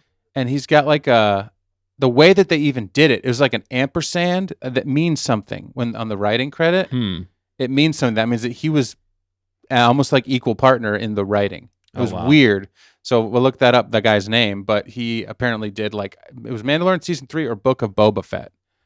And I'm like, like that. I wouldn't necessarily take from those two and bring them in to help me with this movie if I wanted it to be. And that's what it felt like. Think of Right. the writing when it comes to Book of Boba Fett. That's Right. kind of what some of the moments in this. Not that bad, But but some of there's the- some moments where I'm right. just like, with the dialogue and well, the things. even some also- of the Book of Boba Fett works. It's just like badly executed. You know what I mean? Like it's too short. Like how he altogether, it's- escaped. Yeah, But- yeah. Well, and then there's some really cringe. But if you go back to I just rewatched the first couple episodes of The Mandalorian. I'm like, this first is season. first season. I'm Yeah. like, this is great. I'm It like, is. this is unfortunately for me, this is way better than the movie. There's so much more development. There's so much more going on. Right. There's That actually should have been the movie. and the comedy is actually better in that. It feels so much more natural. The writing in it is way better, in my opinion, than the movie. And that's the sad part for me is like, there are better episodes of The Mandalorian, the show, the TV show, than this movie. And that's where I'm saying the playing it safe. And I'm like, yeah. what are you guys Probably doing? rank somewhere in the middle to lower half realistically. I'd say The Mandalorian in general is generally better than most of all the other TV Right. shows. Even season 3 is still at least mediocre to above average for what we get for Star Wars shows. I'll stand by that. But yeah, it'd be like I could probably name 10 different episodes that would be better than this, but it's not. Yeah. It's like it's But a kids. It comes back to Right. like, this is definitely a kids movie. It's audience like compared to That's Andor, what- we're not going to get and Andor level. writing That's for where it, I feel but- like the hate on the movie should be tempered because Dave of what Filoni they did write a lot of kid stuff, like right, and he because of wrote what they if if this is what they set out to make, if this is what they set out to make, Mhm. something that was kind of nostalgic from the original Star Wars. I got a lot of the same, there was a lot of, for me, everybody says The Force Awakens is a rehash of Star Wars A New Hope. Right. To me, I feel like this was actually closer to a rehash of Star Wars A New Hope. Maybe The Force Awakens was as well, but this was even more so from some of the things. I guess The Force or The New Hope. It does start out with an action I sequence. agree with you. I agree. Okay. I'll give a sneak peek. Member, you should think- become a member if you haven't, so you can see our Yeah. Our a tier- rating yeah, the later. ranking tier list. tier. But I'll give you a sneak peek. But yeah, Force Awakens might be dead last for me, and I Wow. agree 100% with you, Dan. As far as the And if they this set would out be to, a better sequel. right, and if they set out to target children or younger people, 10 to 12-year-olds, I think they succeeded. And even still, you might say it's too heavy for some of them, too scary at parts, maybe too dark, with the violence, Mhm. because it was rated PG-13. A 10-year-old can't watch it without his parents. Well, that gets at least the kid going with his dad or his mom. That's good, as opposed to maybe PG. You just dump the kids off and the parents aren't there. This is, I feel like, meant to be seen as a family or with family members, and Yeah. you can enjoy it. You can equally enjoy it for different reasons, maybe across the spectrum of children or whatever. Right. And the hate on this because it's not delivering for us adults that want Andor level stuff all the time. Right. I don't think is fair. But for both this movie. both opinions can be true because I think kids can have a great time with this movie, and it wasn't really geared towards the people, this hardcore Star Wars fans, which is fine. That's a choice. They made a Right. choice. We can still be critical on that choice. Though, Yeah. right. Yeah. And that's what I'm being. I'm being critical on that choice because I think if they would have done both, because you can, George proved that you can. Yeah, George proved that he can, but nobody other than George has proved that they can. I know. Yeah, this exactly. is a committee. This is Disney. I know, and that's This is that's Bob where a Iger and lot of- KK, if That's you where ask a lot me. of the problems came in. That's where Right. most of the problems come in because Yes. you make decisions like It's a let's just bring corporate the Razor decision. Crest back Right. because we need to sell those again because we shouldn't have let Favreau. At blow least it they up. gave us the N1 for 5 seconds. If that N1 Yeah. wasn't sitting there, that's Yeah, one that of the would be moments. That's one of the moments where I'm like, thank you. But you know what? They could have done something so much more interesting about that. Grogu should have flown it. They could have I done agree. something so much more interesting with It was, that. No, it was no. the- Yeah, honestly, obviously, that little but- scene is like the definition of the film. Like, we'll give them the Razor Quest. We give them kind of an explanation for it, and then we'll show you the N1 in the background so you know Right. it's still there. But we won't touch on anything. Like No, that's and kind of that's like where- that's yeah. the movie. It's That's where it feels like season it's 4. safe, Right. It but feels like season 4 a little because they're still sloppy. at the house. Yeah, they're still at the same house. There's no, we just saw that at the end of season 3 for the first time. So it just continues on. Well, let's just reuse the set from season 3 or whatever. Except we got to see a shootout in it, and he kind of blew off the roof or whatever. Right, that was crazy. But it was and, cool. And I feel like Embo, I don't know. I feel like they had to nerf Mando to have Embo capture him. They're like, I felt like Maybe. Mando, and You had to show Embo as being cool Well, because we but already I feel saw like you could Din. have done it a little bit more. We already saw Din being intelligently. cool. We already saw Din being cool in the beginning, but we needed to see Embo being cool. Well, yeah, you go from that dude who can't be touched to getting Embo who can't like, be touched. Yeah, that's where I'm saying some of the writing is Oh yeah, just, no, 100%. it's convenient. But Yes. again, it's you're not supposed to If think it's about it for apparently. if it's You're for not supposed to kids, think about it. And right? if you think about it, and that's always been my problem with Star Wars Right. with certain things, if the more you think about it, the worse it gets. Okay, but if you do A New Hope, that's not a great thing. if you do A New Hope, which is for kids, Right. There are moments in that. Yeah. Luke leaves. He comes back. His aunt and uncle are torched. Their burning bodies are sitting there on the front doorstep. This is for 10-year-olds, by the way, Right. in the 70s, because in the 70s, apparently yeah. that was cool to see as a 10-year-old. That was pretty dark. Yeah. That's for dark. sure. And then Yeah. you see the hand cut off 10 minutes later in the bar, and there's blood all over. Yeah. So if this was like if this was George Lucas, guess what? Din would have been dead in that scene. He wouldn't have lived, and then Grogu would have had to go on his journey, his hero's journey, because that's the way it would have gone to follow that track of A New Hope for me. But instead, we had to nerf Din. We had to keep him alive because we can't kill him because we're going to put him in 6 more movies, and that's Right. what I'm saying. Or It's maybe the committee. Ahsoka show. It's done by a committee. You don't have Right. a creative lead, and that also takes You away can't from the commit stakes. all that stuff, right? At no point in this film did I think any of the characters were going to actually die or be hurt, basically, because nobody They on the got good me. side died. Until Nobody. that part that They he did got get me. scratched. I can't lie. Like I'd be lying. I know. Yeah. It's I know, bad, and I but didn't see the scratch, though. genuinely was He had like, on his side right here. Right. Well, I Yeah. missed the but moment, it's is what I'm more saying, so when he of a got bit Pedro or Pascal whatever. thing, 'cause I wouldn't believe they would kill off their one of their prized characters. Well, like, I don't know. I but think they should like, distance themselves from Pedro as much as they can. Oh well, that's a whole different thing. But I would Yeah. think that Yeah. Pedro. I was like, is Pedro just like I don't want to like it's two-way street. Star Wars, like some people avoid working with Star Wars right now, just where it's currently at. I mean, Yeah. Right. to some extent. I think they are slowly moving away from Din Djarin because of what they did with Baby Yoda here. Yeah. And what the direction that they're clearly saying, like, he's the future, obviously, and they said that in this because like he's gonna. Where was it in the movie where he said? Wasn't it in the movie? It was in the movie right after he got up, and it looked like he was taking a dump behind the tree branches, Mando. Yeah, and then yeah. he stood up and he was talking to. I was like, "What is he doing over there?" I know. I think he's probably just getting some water or something. I was like, No, that was "Is he kinda like awkward. crouching over there?" That was kinda awkward. It's just funny. It to me. wasn't it was kind of a sneaky like, oh, he's alive, and that was. But that was. How did he get out? I wanted to see. That would have been a very Right, he has comedic to- moment. He ekes He's out. like, How would you wiggle out of that? Yeah, wiggling. And does he have a headache? Yeah, from Grogu smashing his head. No, he's got a helmet. Which was kind of funny. I thought that was funny. funny. I did like that. Yeah. Some people didn't like that, but I thought it was kind of funny. I thought that was fun. I thought that was funny. I did like the Grogu part because you did get a little bit of character development. Although, to your point that you were saying I was going to go with earlier, Biz, one thing they could have done, just one thing, was he says his first word. Say in your this first movie. word. Just Yeah. say your dang first word in this movie. That, for me, would have been enough to be like, oh, we got some actual character development. They're Just- not going to leave him just a say- baby forever. What would you say? What's the word? You could say dada. You could say dad. That And would be that's- huge. And they should have leaned into that more. They could have said that at the very end shot of the movie when he says, "You hit the stick," and he This says, movie is and he says, "Dada," and he hits the stick and he goes. Dude, how sick would that? That would have been like, yeah, or this is the way. He could or have said this is that. the way. I mean, Or, he's it could have been he's something. said these tied- kind of things through his like iki talk, however he talks. He's Iki kind of talk. That's canon now. That's That is how canon he talk. speaks iki talk. it's Yeah. what's Yoda like a speaks bug basic, almost, but backwards basic. Yeah. So he has to speak Although backwards. Yaddle basic. doesn't, so it's kind of weird.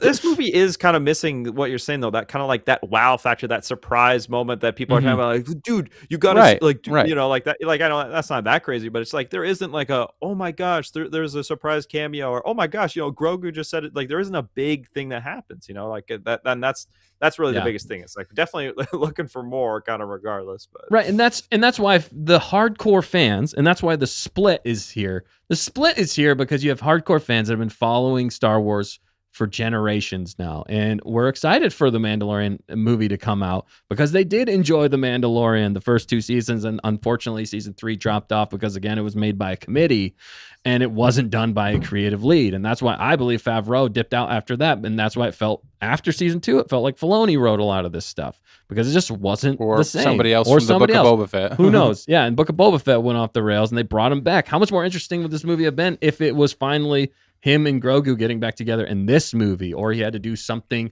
to get Grogu back? Like it would have Right. actually pertained to the two of them, and instead of them just going on a journey. Well, because There's I just heard so many missed opportunities yeah. in this film, and that's why it's more upsetting in the fact that you could have done so much more, but you decided to play it so safe. But again, for the younger generation, maybe that's fine. and the new generation. So there's the younger generation and the new generation. There's more and more people that haven't ever seen Star Wars. But I unfortunately, feel like this is Yeah, one of the but- easiest ways to just walk into the theater and have some fun in a galaxy far, far away. This is Unfortunately- probably the best way to do it. But unfortunately, I push back on that. Unfortunately, you have to get the Star Wars fans that have been there for generations. no, You no, gotta forget get the, about them for you now gotta get- because no, we're you gotta talking get- about the people you gotta that are get the, new You in gotta this get the movie. dads that want to actually go take their kids Yeah. to see this movie because they've been so disappointed in Star Wars for the last 10 to 15 Yeah, years. but that's too that- much hope to put. I don't think that's ever going to be delivered because those people are so jaded I by think it now. can. I think mean, I think it can. it would take a miracle. It to would quote take Miracle it would Max. take a few things to do it, and they're just avoiding those few things. Well, you need somebody to do that. You don't need Disney to do that. You need somebody But like I'm- George Lucas or somebody that doesn't have to make decisions with the committee. Maybe Starfighter can do something like that because he's got the reins. I don't know. yeah, there's probably not. outsourcing. I think outsourcing is a better play. Right, probably not. But then also you're looking at the year 2026 when these things are coming out, when everybody spends like years of their lives deep diving into every actor, every writer, every producer, and finding all of the dirt that they can find on anybody to find a reason that why should I like this movie if this person's involved or this person's involved. So it's not like you can just go to the theater, like Bismo said, and just watch a movie for the first time as a super Star Wars fan, because super Star Wars fans need somebody that's going to carry them and show like honesty. That's what I said. You need one person, not like, Yeah, you need And a if creative Favreau- head. and once you lose the credit, not the credit, once you lose the integrity, like you sell out, like maybe Filoni has, you're never getting that back from the fans, right? No, that's, I feel like that's part of Favreau it. hasn't sold out, but maybe he has. Maybe this Yeah. movie was him selling out. I don't know. Right. I mean, so I think that's part of the divide anyway. And that's my point with Right. the divide. And even here, we're not exactly on the same page, but I think we're on the that's same page that this movie delivered what it was. We're saying a what lot of the Yeah. similar things, we're just in seeing a lot different, of the same different things. ways. Yeah. Yeah. The OG fans and the prequel fans that hated the sequels will not like this movie, in my opinion. Most of them. Because this isn't going to make things right. Like, this isn't delivering something that. Oh, you're saying like it doesn't fix that no, problem. no, this doesn't fix it. This wasn't meant to fix it. If you ask me, this was meant to get the kids and the new fans out to the movie. That's what Dave Filoni and John Favreau have said in their interviews 150 times. The only thing that I push back in their interviews is they're like, we are doing this so that people can come in and watch that have never seen any of this show before. And then if they want to get more, they can go back and watch 3 seasons of The Mandalorian. Right. And then they will get some good stuff. So imagine if you watch this first, you're like, well, that's pretty soft. And then you go back and watch The Mandalorian show. You're like, whoa, This is way better. this is pretty good. But you're not going to like the movie less after seeing the movie first and then go and watch the show. I yeah. don't If you know. watch it in reverse, I'm with you. and then the season 3 did drop off, but I feel like that's partially because of course they had filler, but the story scope got too big for the small screen. They were going back to Mandalore, and all of these big fights were like in a hallway. You know what I'm saying? Like that should have been huge scope. And they tried to make it as huge as they could with the volume, what they had, but like it wasn't, as big as it should have been with, I don't know. So I feel like when it gets too big and they bring the story so Maybe. wide open on the small You screen, just got to it know how to falls handle apart. it. You got to know how to handle it, and they just don't know how to handle it. And that's the problem. I think he was doing it great in season 2. I thought that thing he was It building. was starting and to he was build. building. Right. It was starting to build. And it was going to right. go somewhere. But there gets a point where it's not the Mandalorian show anymore, and that's what we were arguing about in season 3. Now there's so many moving parts. Yeah, but that's also because they've done so many right. bait and switches. Okay, so then now maybe, but then but you have to bring in Bo-Katan if you're going back to Mandalore, And now you put him in a movie. You're like, okay, we got to make it a small movie about Din, but we also want all this other stuff. But it's called The Mandalorian, so we don't want to bait and switch this movie. They didn't bait and switch this movie, did they? No, this was, they didn't. This was Mandalorian. No, that's one of the and safe Grogu. things I liked about it. Right, yeah. and it didn't have any drama in it. You could possibly argue. Rhoda stole the show. No, what's her name? Although that was one of the most wooden deliveries I've No, ever seen in my you life. can't argue her at all. No. She's telling him what to do. No, she wasn't telling him what to do. Kinda. No, he made his own decisions. She saved him at the end. She helped him along with the rest of the pilots and Dave Filoni. Yeah, she saved him at the end. She was the commander or whatever. Proposition for you guys. We've got all these movies. Like, think of Marvel. Like they build up to Infinity War and Endgame, and Endgame's like this crazy event, crazy spectacle, like those two movies and whatnot. And it's kind of hard to follow up after that. I guess I'm just trying to give context. But like, what if their plan, they go with a more, let's say, a safer movie like this, kind of like, you think of like the first Spider-Man movie of the new Spider-Man movies, where it's like, it's not the craziest plot or whatever, but it's still like generally like a good time. And then they kind of level it up in a second movie or whatever, where they, now that they played it safe or whatever, and it's decent, they actually bring in the bigger moving parts to like a sequel or to the next movie, to where it's like, it hits harder. Because I mean, if you just come, like, I'm not saying like, trust me, I wanted them to come out swinging, but there is something to be said about, like, you can't do like an end game or whatever every time. Like, that doesn't work, as far as like, it doesn't hit it won't hit as hard. I'm not saying they couldn't have done more. They definitely need to do more of this. I think, like, let's say they do a sequel that's like, this was insane, there was so much going on there. Maybe they even tie in some of the characters from this or whatever. Maybe they don't, but maybe it relates somehow and they pick up where they left off. I think it's kind of one where you could end up viewing this as like, oh, it's a good, little setup to get us back onto the big screen for maybe like a trilogy of Mando and whatever Mandoverse movies, let's call it. But I don't know, thoughts though, like could something like that end up happening with do like more? I mean, I think if this movie is like semi-successful financially, I think they'll continue doing more until it's not successful. I guess that's not my question. As far as just like, could you view this movie as more of a success on its own, from a standpoint of it's the first of a series of movies. Right. They're not starting out with this isn't Endgame. Yeah, this is not Endgame. But Endgame, the reason you got to Endgame were the previous movies building to it. That's what he's saying. There was some absolute slop as far as that. Like there are some movies that like move the needle, like, this much in all those groups of movies. There's some great movies in them and all that. And there's a ton of movies, but there were some movies that didn't really do anything also. Right. No, for sure. I mean, I think they could. And it just depends on how they do the second movie. Again, how it ends is also affects a lot of the beginning. So if the second movie, they come out swinging out the gate and they address all the things that fans were critical of, I think you could have a great trilogy, but you just got to have something to bounce that off of and just make it a little bit larger. And I think they could do that. I'm not opposed to seeing more of the Mandalorian Grogu on the big screen. Are you sure? Yeah, no, I'm totally sure. I am. I'm critical of it because I want it to be good. I want it to be better. That's why I'm a Star Wars fan. I'm passionate about it. Yeah. I'm curious the numbers. But no, you don't have to want more on the theater. But do you want to see more on the theater? You want to see more Din and Grogu on the theater? I want to see more if they're going to make it an actual movie. If they're not just going to pull scripts from a standalone adventure, I'm out. But it's got to go somewhere. It's got to go somewhere. It's got to do something. Right. It's got to be a little bit bigger of a story plot. Oh, please, yeah, absolutely. So that's what I'm saying. And I think if they did that. Yeah, then then retroactively, I think we're gonna review the first one, this one, even better, because then it's like, the first one's good, it's not great, but hey, at least it started off, and now we got the second one, which is way better. And there's stakes, and there's so much. Like from the side of the hate on this movie, people are putting it in the Endgame camp. Like they're like, no, this is derailing Star Wars. This is ruining all of Star Wars. It's such a shallow perception because they're like, this can't possibly go anywhere. No, I don't. So think, I A think lot you're of getting people that are wrong. saying I that. think A you're lot of getting it people wrong. are saying that. I think people are more mad just at Star Wars in general, and they're not necessarily. So they're taking it out on this They're movie. kind of taking it out on this movie Yes. just for the fact that it's That's not. that's what I've seen 100 thumbnails that have said 'Cause that it's- this ruined Star Wars. Well, and Lauren, which is a I don't think this lie. ruined. This didn't I ruin think we're Star beyond Wars. that. I didn't. Like, yeah, no, like, that's what I'm saying. That cracks me up because This- I'm like, people, yeah, this no. did not ruin Star Wars. This was a lighthearted fare. This wasn't the Right. Iron Man that we needed. This is Like if you're looking at Jon Favreau, he made Iron Man. If he's Yeah. starting the Star Wars verse, he made Iron Man.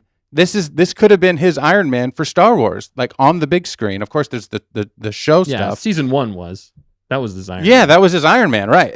That's the So the this- sucky part is that this can't is- do that. This should be an Endgame No.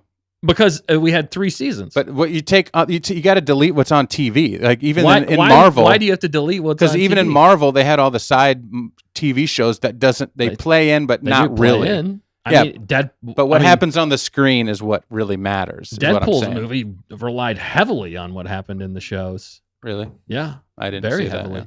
So I mean, so to some people's points, it could have been an Endgame movie, and that's part of the problem. It could have been, and that's the No, it's it could have more been, but there was it's no missed way. opportunities for There was that. no way on a Ahsoka first season movie. 2 wasn't out. Like if they're gonna do that, they didn't like Endgame to what though? Like we're just gonna kill off. Well, I'm just saying they could have built it. it up even more than what they got us to. You know, there's 3 seasons. It wasn't their and plan, there could have though. been It's so not- much problem more that is- they built it up to.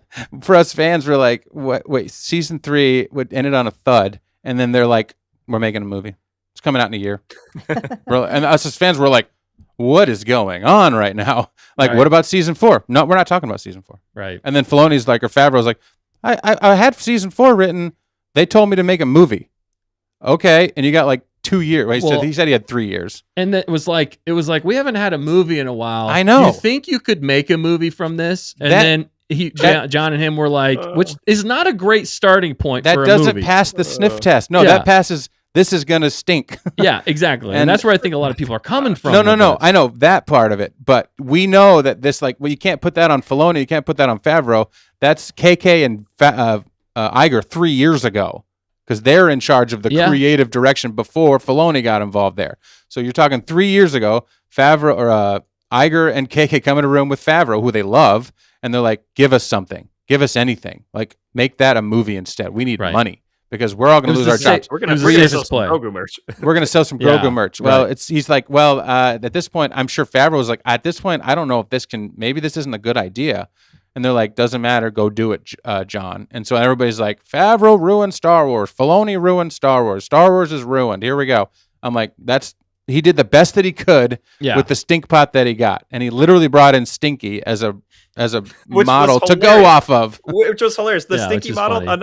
another laughing moment. Like the amount of time. Oh my gosh, when they actually put he's had a bit The of a growth face. spurt. He's had a bit of a growth spurt since that. Next time we see him, he's like, yeah, Totally like jacked, massive. No, I just, yeah. And I think like if I didn't see the trailers, I and agree. That's something to think about. Like also, if you're listening out there, like I mean, maybe it's too late, but I did try to say this. But just if you haven't seen the trailers, just go and you're on the edge about seeing the movie. Just go see the movie, ignore the trailers, and I think you'll have fun for sure. But yeah, Yeah. I kind of wish I didn't see any of the trailers. You know, I got the whole movie was leaked a year ago. Like let's be real, guys. Like we knew basically the entire plot a year ago. I was like kind of like there'll be more. There was like no, it genuinely was. It's always like even with Ahsoka, like it similarly happened. There's a lot of like you hear some stuff, how it ends up turning out and what actually like how the leaks are interpreted ended up being different, but it was pretty spot on the money this time, unfortunately. But so that part was like there was no shock factor. They knew that the movie was leaked and they did nothing about it as far as like adding more to it or adding some kind of surprises, and that hurt as somebody more into the weeds, I guess. So I guess if you're not in the weeds, don't get into the weeds and go watch the movie. If we you can haven't only seen be the told so many times to not get into the weeds. Right. Star Wars fans equals weeds. Yeah, well, that's what we just got into for a long time here. I'm just saying, like I am not as into the weeds on some of the EU and all the old lore and all that sort of stuff as other people. But even I'm like curious to their like thought process behind why and how they made this thing. Before that's what I was watching. I didn't want to watch any more of the marketing. I wanted to hear what Favreau and Filoni were saying about this, because they're the ones that are tasked with making this sucker. And Yeah. then, so I'm like, what? So, yeah, that's in the weeds. Most people aren't going to go into that stuff. You know, do I care about the actors in the movie and whatever? I don't care. Like, if they do a good job in the movie, like, they can go be crazy outside if they want to be. But in the movie, they better deliver what I want them to deliver. Yeah. And I feel like they kind of did. I feel like she was a nothing burger to me. I mean, I know some people love, what's her, that's Sigourney actress's name? Weaver. Yeah. I mean, I like her voice in Wall-E, or no? No, it was the second Finding Nemo. Finding Nemo 2 in the park. Yeah, I like her voice, but like, as the person in the show, like, she did nothing for me as her character. Right? She had no character arc. She just kind of delivered like 20 lines. They were kind of wooden and weak, you know. And then who else was in the movie? I mean, Zeb didn't get his. I mean, he had some good action. Yeah, he had some. But cool they action. showed it most of it in the trailer. They did. And we know how deep Zeb is with Jedi. He was with Ezra through the whole process. Yeah. He could have talked to Baby Yoda and bring some. You're pointing out more things that are constructive criticism. No, I know, but that's what I'm saying for the Shadow weeds. But we have to put the weeds aside because we're not allowed to like this from the weeds. And so when you take that away and you just watch it like a kid who doesn't know all that stuff, it's a good movie. And the funny thing is that the fans, like Bismo said, the fans, even the Rotten Tomatoes critics, have given it a fresh rating, and it's probably going to make some money. So, like, to say that this is even a bad movie it's a bad movie from the perspective of from the OG fans. It's a bad movie for those people because it didn't get into the weeds and it didn't deliver the depth that we appreciate because that's what got us into Star Wars in the first place, from behind the mind of George Lucas. This did not have the mind of George Lucas writing the story and delivering the story. This had a committee, and then Jon Favreau made a miracle, in my opinion, out of it. Like, he didn't ruin it. There was no controversy in the middle of it. Something outrageous with some crazy actor or actress that just took you way out. Maybe you said with Filoni, but most people don't know who Filoni is that are going in to see this thing, except for the original fans. So, you know, I don't know. So it was not a bad movie from that perspective. And I have a hard time even admitting that, I don't know, there's too many metrics that say it was a good movie. Maybe you could argue the finances, maybe eventually. Right now, box office numbers, but I do agree generally. It's generally a positive outlook, but. I think it's a decent movie. I think it's decent. I don't think it's bad. I just don't think it's great. And that's just where I'm kind of just straight mid on this. Right. And there's moments where we can all get fired up at 100 missed opportunities, like 1,000 missed opportunities, like as Star Wars fans and as Mandalorian fans. Yeah. 100%. Like, we just saw peak Star Wars with Maul Shadow. Yes. And you know how much they gave us in the trailer, though? They gave us so much in the trailer that I was doubting. I was genuinely doubting that, like, oh, we're not going to. How are they going to do this? But what did they do in Maul Shadow Lord? They gave us stuff that we didn't see in the trailer that were surprises and genuine wow factors to it. They gave us that extra oomph. Whereas if you watched every bit of marketing and every trailer from this, you are not going to learn anything new from this, like from the movie. You know, like there isn't going to be any additional new context. Like you're going to get a little more scenes and the full experience, but there's going to be no wow factor for you. Right. And that's kind of what they're missing. Yeah, 100%. No, yeah, great points. We need to wrap this up here. We've been talking for a long time about this, but it's been fun. It's been a good conversation, and you know we've gotten in the weeds. We've turned off our brains. We've turned them on crazy. We've had positive, negative thoughts on this whole movie. It's a interesting movie with respect. Yeah, which I love. And I've seen a lot of the comments. You guys have some great comments in there. I love seeing that. Thank you guys for doing that. Tony Hernandez, 7 out of 10. Yeah, and we just want to hear from you guys. So let us know. Jar Jar jumped in earlier. I did see that. Yeah, I saw Jar Jar. He said he hopes to get a sequel. Yeah. I think that's where I high level left the theater genuinely happy. I couldn't explain it, but happy, and I was shocked to hear that my co-moviegoers were like almost angry when they left the theater. I just think angry. Just no, not you necessarily, but the other guys. It was like, that was a waste of time. That was a waste of a movie. Why did they make it? And I'm sitting here literally like, they didn't ruin Star Wars. They had a good time. So that's where I was like, I think that the title of tonight is like, there's completely two sides to this coin. And it flabbergasts me sometimes because obviously there's movies that other people love that I leave and I'm like, that was horrendous. And so that happens all the time in movies. And that's what's fun, I guess, about movies is that like people can have completely different opinions on it. It's just so funny with Star Wars because this is the first thing we've gotten as a Stay on Target show, but as fans in 7 years. And the last movie was not good. And Yeah. in my opinion, mostly not good. And Mandalorian Grogu was actually, or Mandalorian show was actually way better during that It was time. so much better. That's Yeah. why we started this show. And Yeah. to bookend it with, half of us, 3/4 of us not liking it, and then maybe Fact Checker and I did enjoy it. You guys enjoyed it. Yeah. But Dustin didn't enjoy it, I don't think. And I then, enjoyed it. Like I said, it was mid. It was just, Yeah. It's rated- it's I don't rated- understand how people are like, I don't understand why people are like over the moon excited about it. I don't think anybody's over the moon excited about it. But that's totally fine. I don't want to take away Yeah. from any of that. That I just have my gripes with the movie, and that's I think a valid point. But it's also Yeah. the state of Star Wars too. Right. So Well, there's it's a lot easy- more. There's a lot more playing into it, Right. and I think the big thing too is where's this movie going to stand up in the long run? Right. And it's And if you start, and that's what I'm interested to see after this, when we go into this, where does this actually rank with a lot of the Star Wars movies out there? yeah. It's going to be fine. Like if it's on TV, I'll probably watch parts of it. It's not like I'm turning it off. I'm not avoiding this stuff because it makes me angry. It doesn't Right. make me angry. It's just like, It's just easy to fall into this is going to divide Star Wars fans for decades to come. Like that needs to be let go on this movie. Like all of the hopes and dreams of Star Wars are not going to die and live on this film. Like Our if this was an expectations weren't- episodic movie, what? Well, I was just saying, yeah. I mean, like that. It's there's, I like to talk in prequel memes. My immediate reaction out of the theater was basically like, I want more. But then I was like, but I know I shouldn't. I mean, we kind of knew it wasn't going to be Right. that crazy going into it, though it should be. But it's like, but yeah, it's not like we're like, okay, this is a title. This is episode 7 of Star Wars. It's been 30 years since we've seen Right. a movie, and we're continuing Yeah. the Skywalker saga. Like we're going into a titled film. No, this is just like basically like, oh, this was a fun show we did, and we're gonna make a movie on it. Do I wish it was the best it had been? Yeah, obviously, but I would say it wasn't the worst of the show. Like I think it's stronger than some episodes in season 2, even. I mean, probably better than season 3 overall. Not saying like again, I could probably name 10 episodes overall that were better overall, like from the show, but I don't think it certainly wasn't the worst of the show. Like personally. no, it wasn't. Yeah, it was no, for sure. It was more on the mid when the mid episodes would show up. And Mandalorian is pretty good. So mid of Mandalorian is not horrible. Right. It's, And Yeah. and I thought there was some solid stuff in it too with the with the Grogu stuff. I thought that was so lighthearted and fun, like Yoda-ish on Dagobah and stuff that delivered. There was enough in there that. Oh yeah, it there wasn't- were some more nods there. He had the same yeah, kind I of stick with Like a beaver. that baby that he Yoda had the stick. Yeah. He Oh, looked like yeah. he It was looked like an basically- old man. it was Like basically well, like like Yoda's making the stick. hut.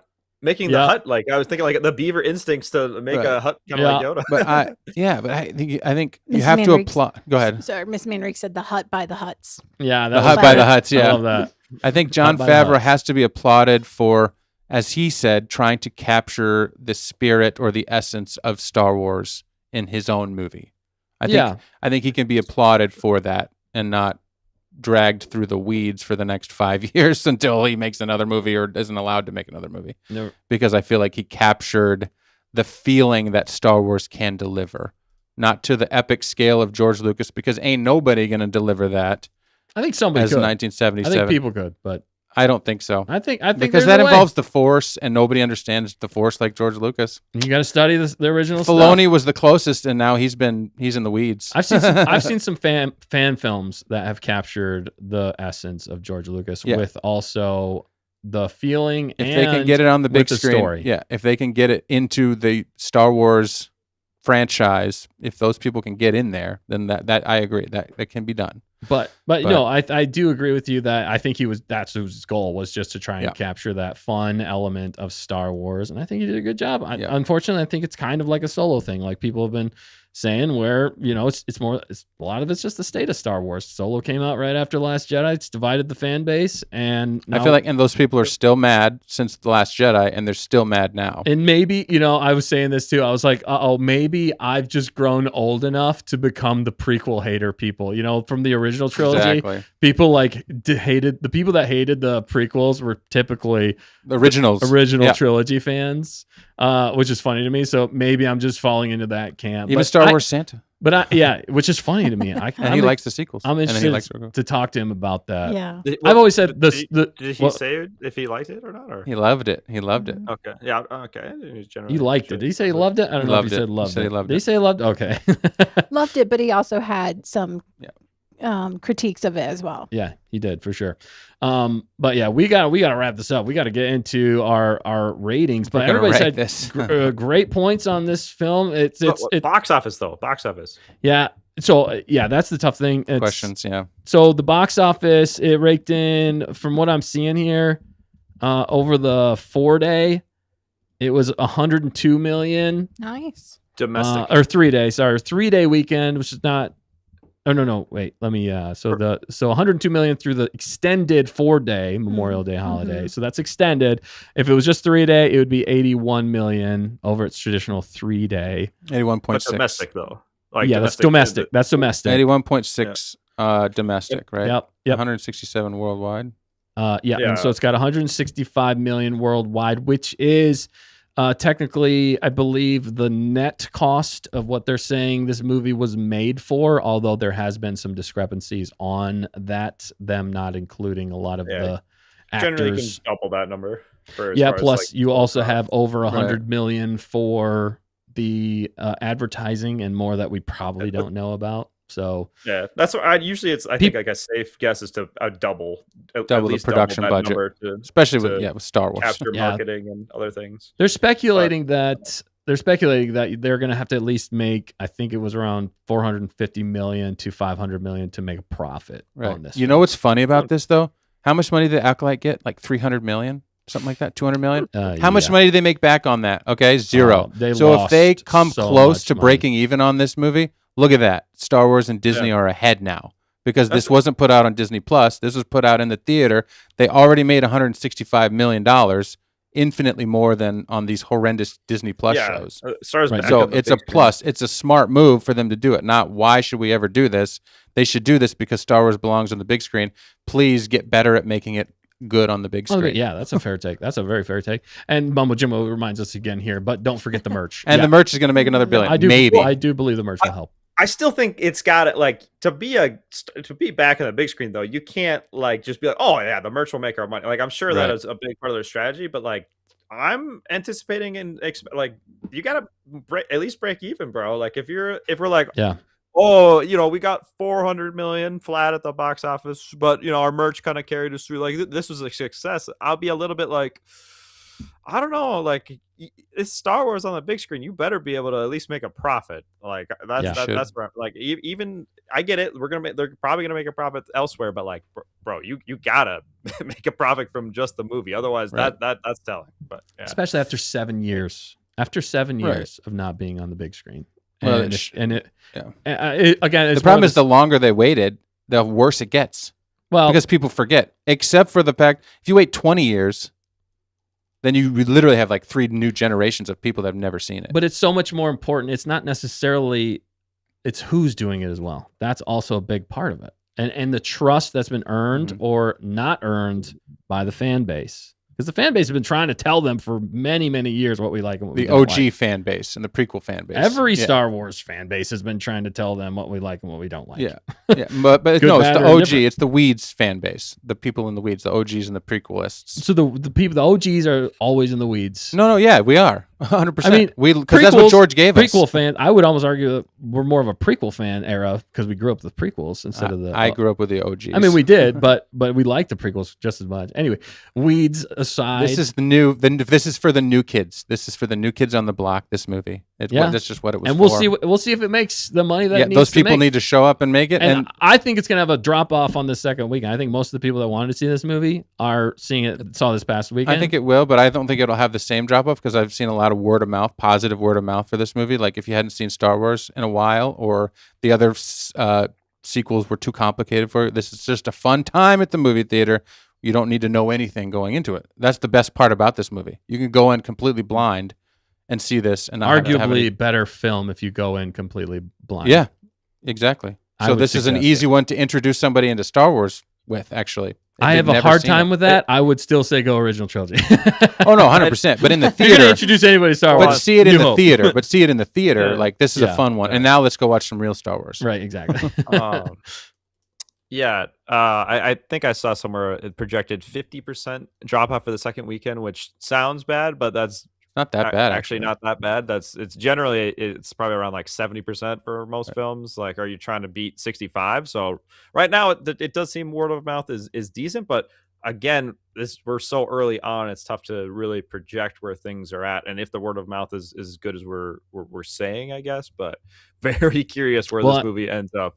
And the controversy just in general of this film, it's going to get people to go watch it because people are like, why do certain people hate this movie and why do certain people love this movie? Which is kind of a smart thing in some ways too, because then, hey, at least people are talking about it, and then you got word of mouth spreading that way, and people watch it to determine for themselves. But mark my words now, if it drops 70% or 80%, this is the end of Star Wars. This is the end. Because it dropped 70, 80%. Oh my goodness, Star Wars is done. Yeah. That's what's going to happen. Star Wars is never going to be done. I agree. No, I agree, but that's what the headlines will be. The leadership of Star Wars. It's like a propaganda on both sides, right? Like, if it's the best movie ever, go watch it, and then other people, it's the worst movie, please don't ever watch it. Even your guys' poll on the channel, I'll push back a little bit, Dustin, on the I don't know if it's as controversial as we're saying. I think there is some controversy with it, but like, I think it's more. I don't think we've been so split on a movie in a while or a show. Well, I don't know about. We've generally said the same. I mean, generally. I'm just saying. Look at your current. And also polls I've seen, and then the ratings I have. I don't think there are a lot of I don't think it's there's a bunch of people rating it a 9 or a 10 out of 10, and there's a bunch of people rating it a 2 or a 3 out of 10. Like, the 5 to 8. The bell curve. The 85% of the people are rating it around 6 to 7 plus or minus 1, anywhere from 5 to 8, which is a mid to decent movie, not a amazing and not horrible. I don't know if it's that's and that tracks with the critics and even the Rotten Tomatoes fans and IMDb. Which I mean, you can argue with that though too.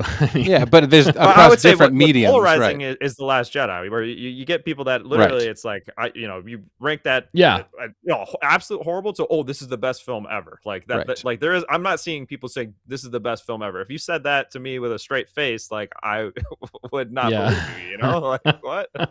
Yeah. No, right. But also, if you said it's the worst movie either, I would also what are you talking about? You know, right? Yeah, and everybody, we were all somewhat burned by the sequels to varying degrees. But the people that really, really were burned by the sequels, that hatred has not left them. They are dark side forever, as long as it is with Disney. So that is the people that this is the worst thing in the planet, right? Because that hatred is still living deep in them because they were so burned by the sequels or Last Jedi or whatever it was. They haven't forgiven Disney. Maybe they shouldn't because maybe things need to move on. But KK's gone and Iger's gone, and maybe it's a new page. Maybe it's not the right page, but maybe we can start to let things go because it is becoming a new era. And so you can become the bitter Palpatine, or you can maybe become someone with a new hope. I don't know. Right. Well, we've always tried to be hopeful on this channel when it comes to Star Wars. And like we say, we try to have constructive criticism where we think it's lacking, but we also praise it where it's good. And I think that's a fair take to have. And if somebody doesn't love it as much as somebody else, that's fine. If somebody doesn't make them out to be the villain. And if somebody doesn't like it as much as you or whatever, and don't make the people that love it to be the villain. I think that's the thing here. And there's a lot of people that were just kind of in the middle of the road, and it's a fun movie. I think we've definitely covered most of the elements of this movie here. If you want to see it, definitely go watch it and decide for yourself. I think that's the most important thing here, because it's a good time to watch in the theater. You will have a fun time for sure.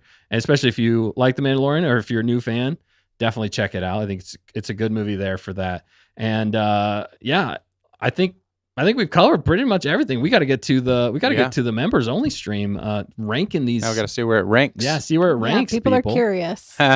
Become a member. become a member. We'll see you over there. Anybody have anything else before we get the gonk on out of here? I think that's it. I didn't hear your music controversy, but we'll talk about it later. We got time.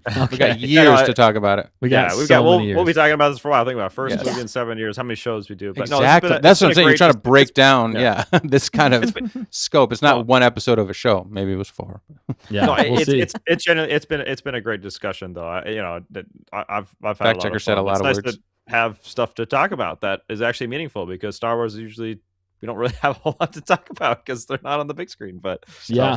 fun to get into it a little bit. Big screen equals big conversation. I mean, Oh. they at least made like some fun. Yes. Got the popcorn bucket. Yeah, the at one does not hold popcorn though. Dang So it. I'm still That's silly. questioning Missed that, opportunity. like, I'm gonna was judge that something hard. Well, Yeah. hopefully it looks like the Gonkers were entertained. What do you think, fact checker? You were yeah, entertaining them. yeah, we were chatting a lot in the chat. Dang it, we were talking a lot in the chat, and it was, amazing. So Yeah. honestly, yeah, we're gonna have to talk about this more.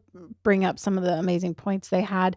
I did want to say that Anthony Daniels was in the film Okay. Oh, nice. as a voice only. So he was a where'd it go? Voice cameo as an air traffic control droid. Okay, there's a droid, yeah. So that's how they brought he's him still in. a droid. You asked me to look it up. I did my job. You did You great, did fact good. checker. I knew he was in there. I read it somewhere. I just couldn't remember where, but that's so the Mhm. streak is still alive for The streak is Anthony still Daniels. alive. Yeah. Through Wow. a technicality, it feels like, but But how was he in Solo? There wasn't like actual 3PO in that one either or something. I think they walked. Oh, I don't. There was another one where there was. It was his voice again. I thought. Was he okay? I thought Maybe yeah, that was Rogue One. Was he in the Rise of Skywalker? Oh man. Yeah, he was. I know. It was like all about him. A lot of it was. Yeah. I know. Oh it my was good. gosh. Well, thanks Are again. you entertained? Yeah, you're not entertained. Yeah, so thanks again, Bismo, for coming on the show Yeah, dude. again and Yeah. giving us your great even takes. I love it as always, and helping us through the weeds. Yeah, the weeds of the weed heads. It was fun. Yeah, it was fun. That Thanks doesn't for sound having me. right. Don't say that. Yeah, that's not great. All right, glad you had a good time, man. I What were you can't wait saying? to see where you're at with the rankings as Yeah. well. So, Yeah, and on that note, yeah. I did make one that can Ah. be shared far and wide, so we can maybe ask the Gonkers to send us their rankings. Yeah, we would love to hear so we that. can just kind That of would be awesome. gauge and maybe share some of this more on upcoming shows or social media or something. Would be pretty fun. So I'm gonna post that in the show description, and it's also in the members only. We're gonna do next. Okay. Awesome. Sounds great. All right, guys. Well, thank you so much for watching the show. We hope you had a good time, enjoyed the discussion, and let's keep the discussion going. We want to hear from you guys. Put in the comments below if you're watching this back later what you thought of this movie. Did it pop off to you? Did you like it? Let us know. We want to hear all the details from you. All right. But otherwise, we'll be going into the member stream right after this. Otherwise, you'll catch us next week. Same time, same place, covering all things Star Wars. Definitely, again, go over to Bismo's channel, like, comment, subscribe to him. Always got great content over there. And thank you again for coming on. And he's ready to rock. You got a salute going. Salute. All right, guys. Well, have a great night. We'll catch you next time. Bye. Don't forget to always stay on target.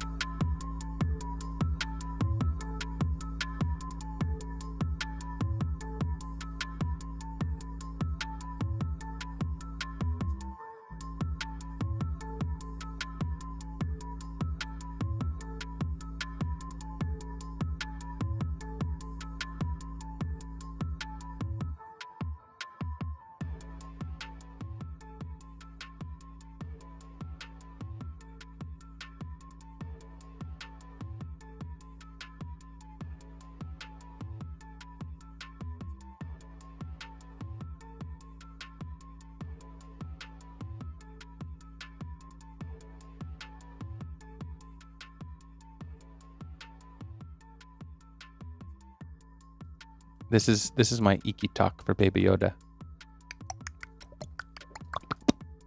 That was meant signs. that yeah. meant this is the way. What would the best first word should have been for Baby Yoda?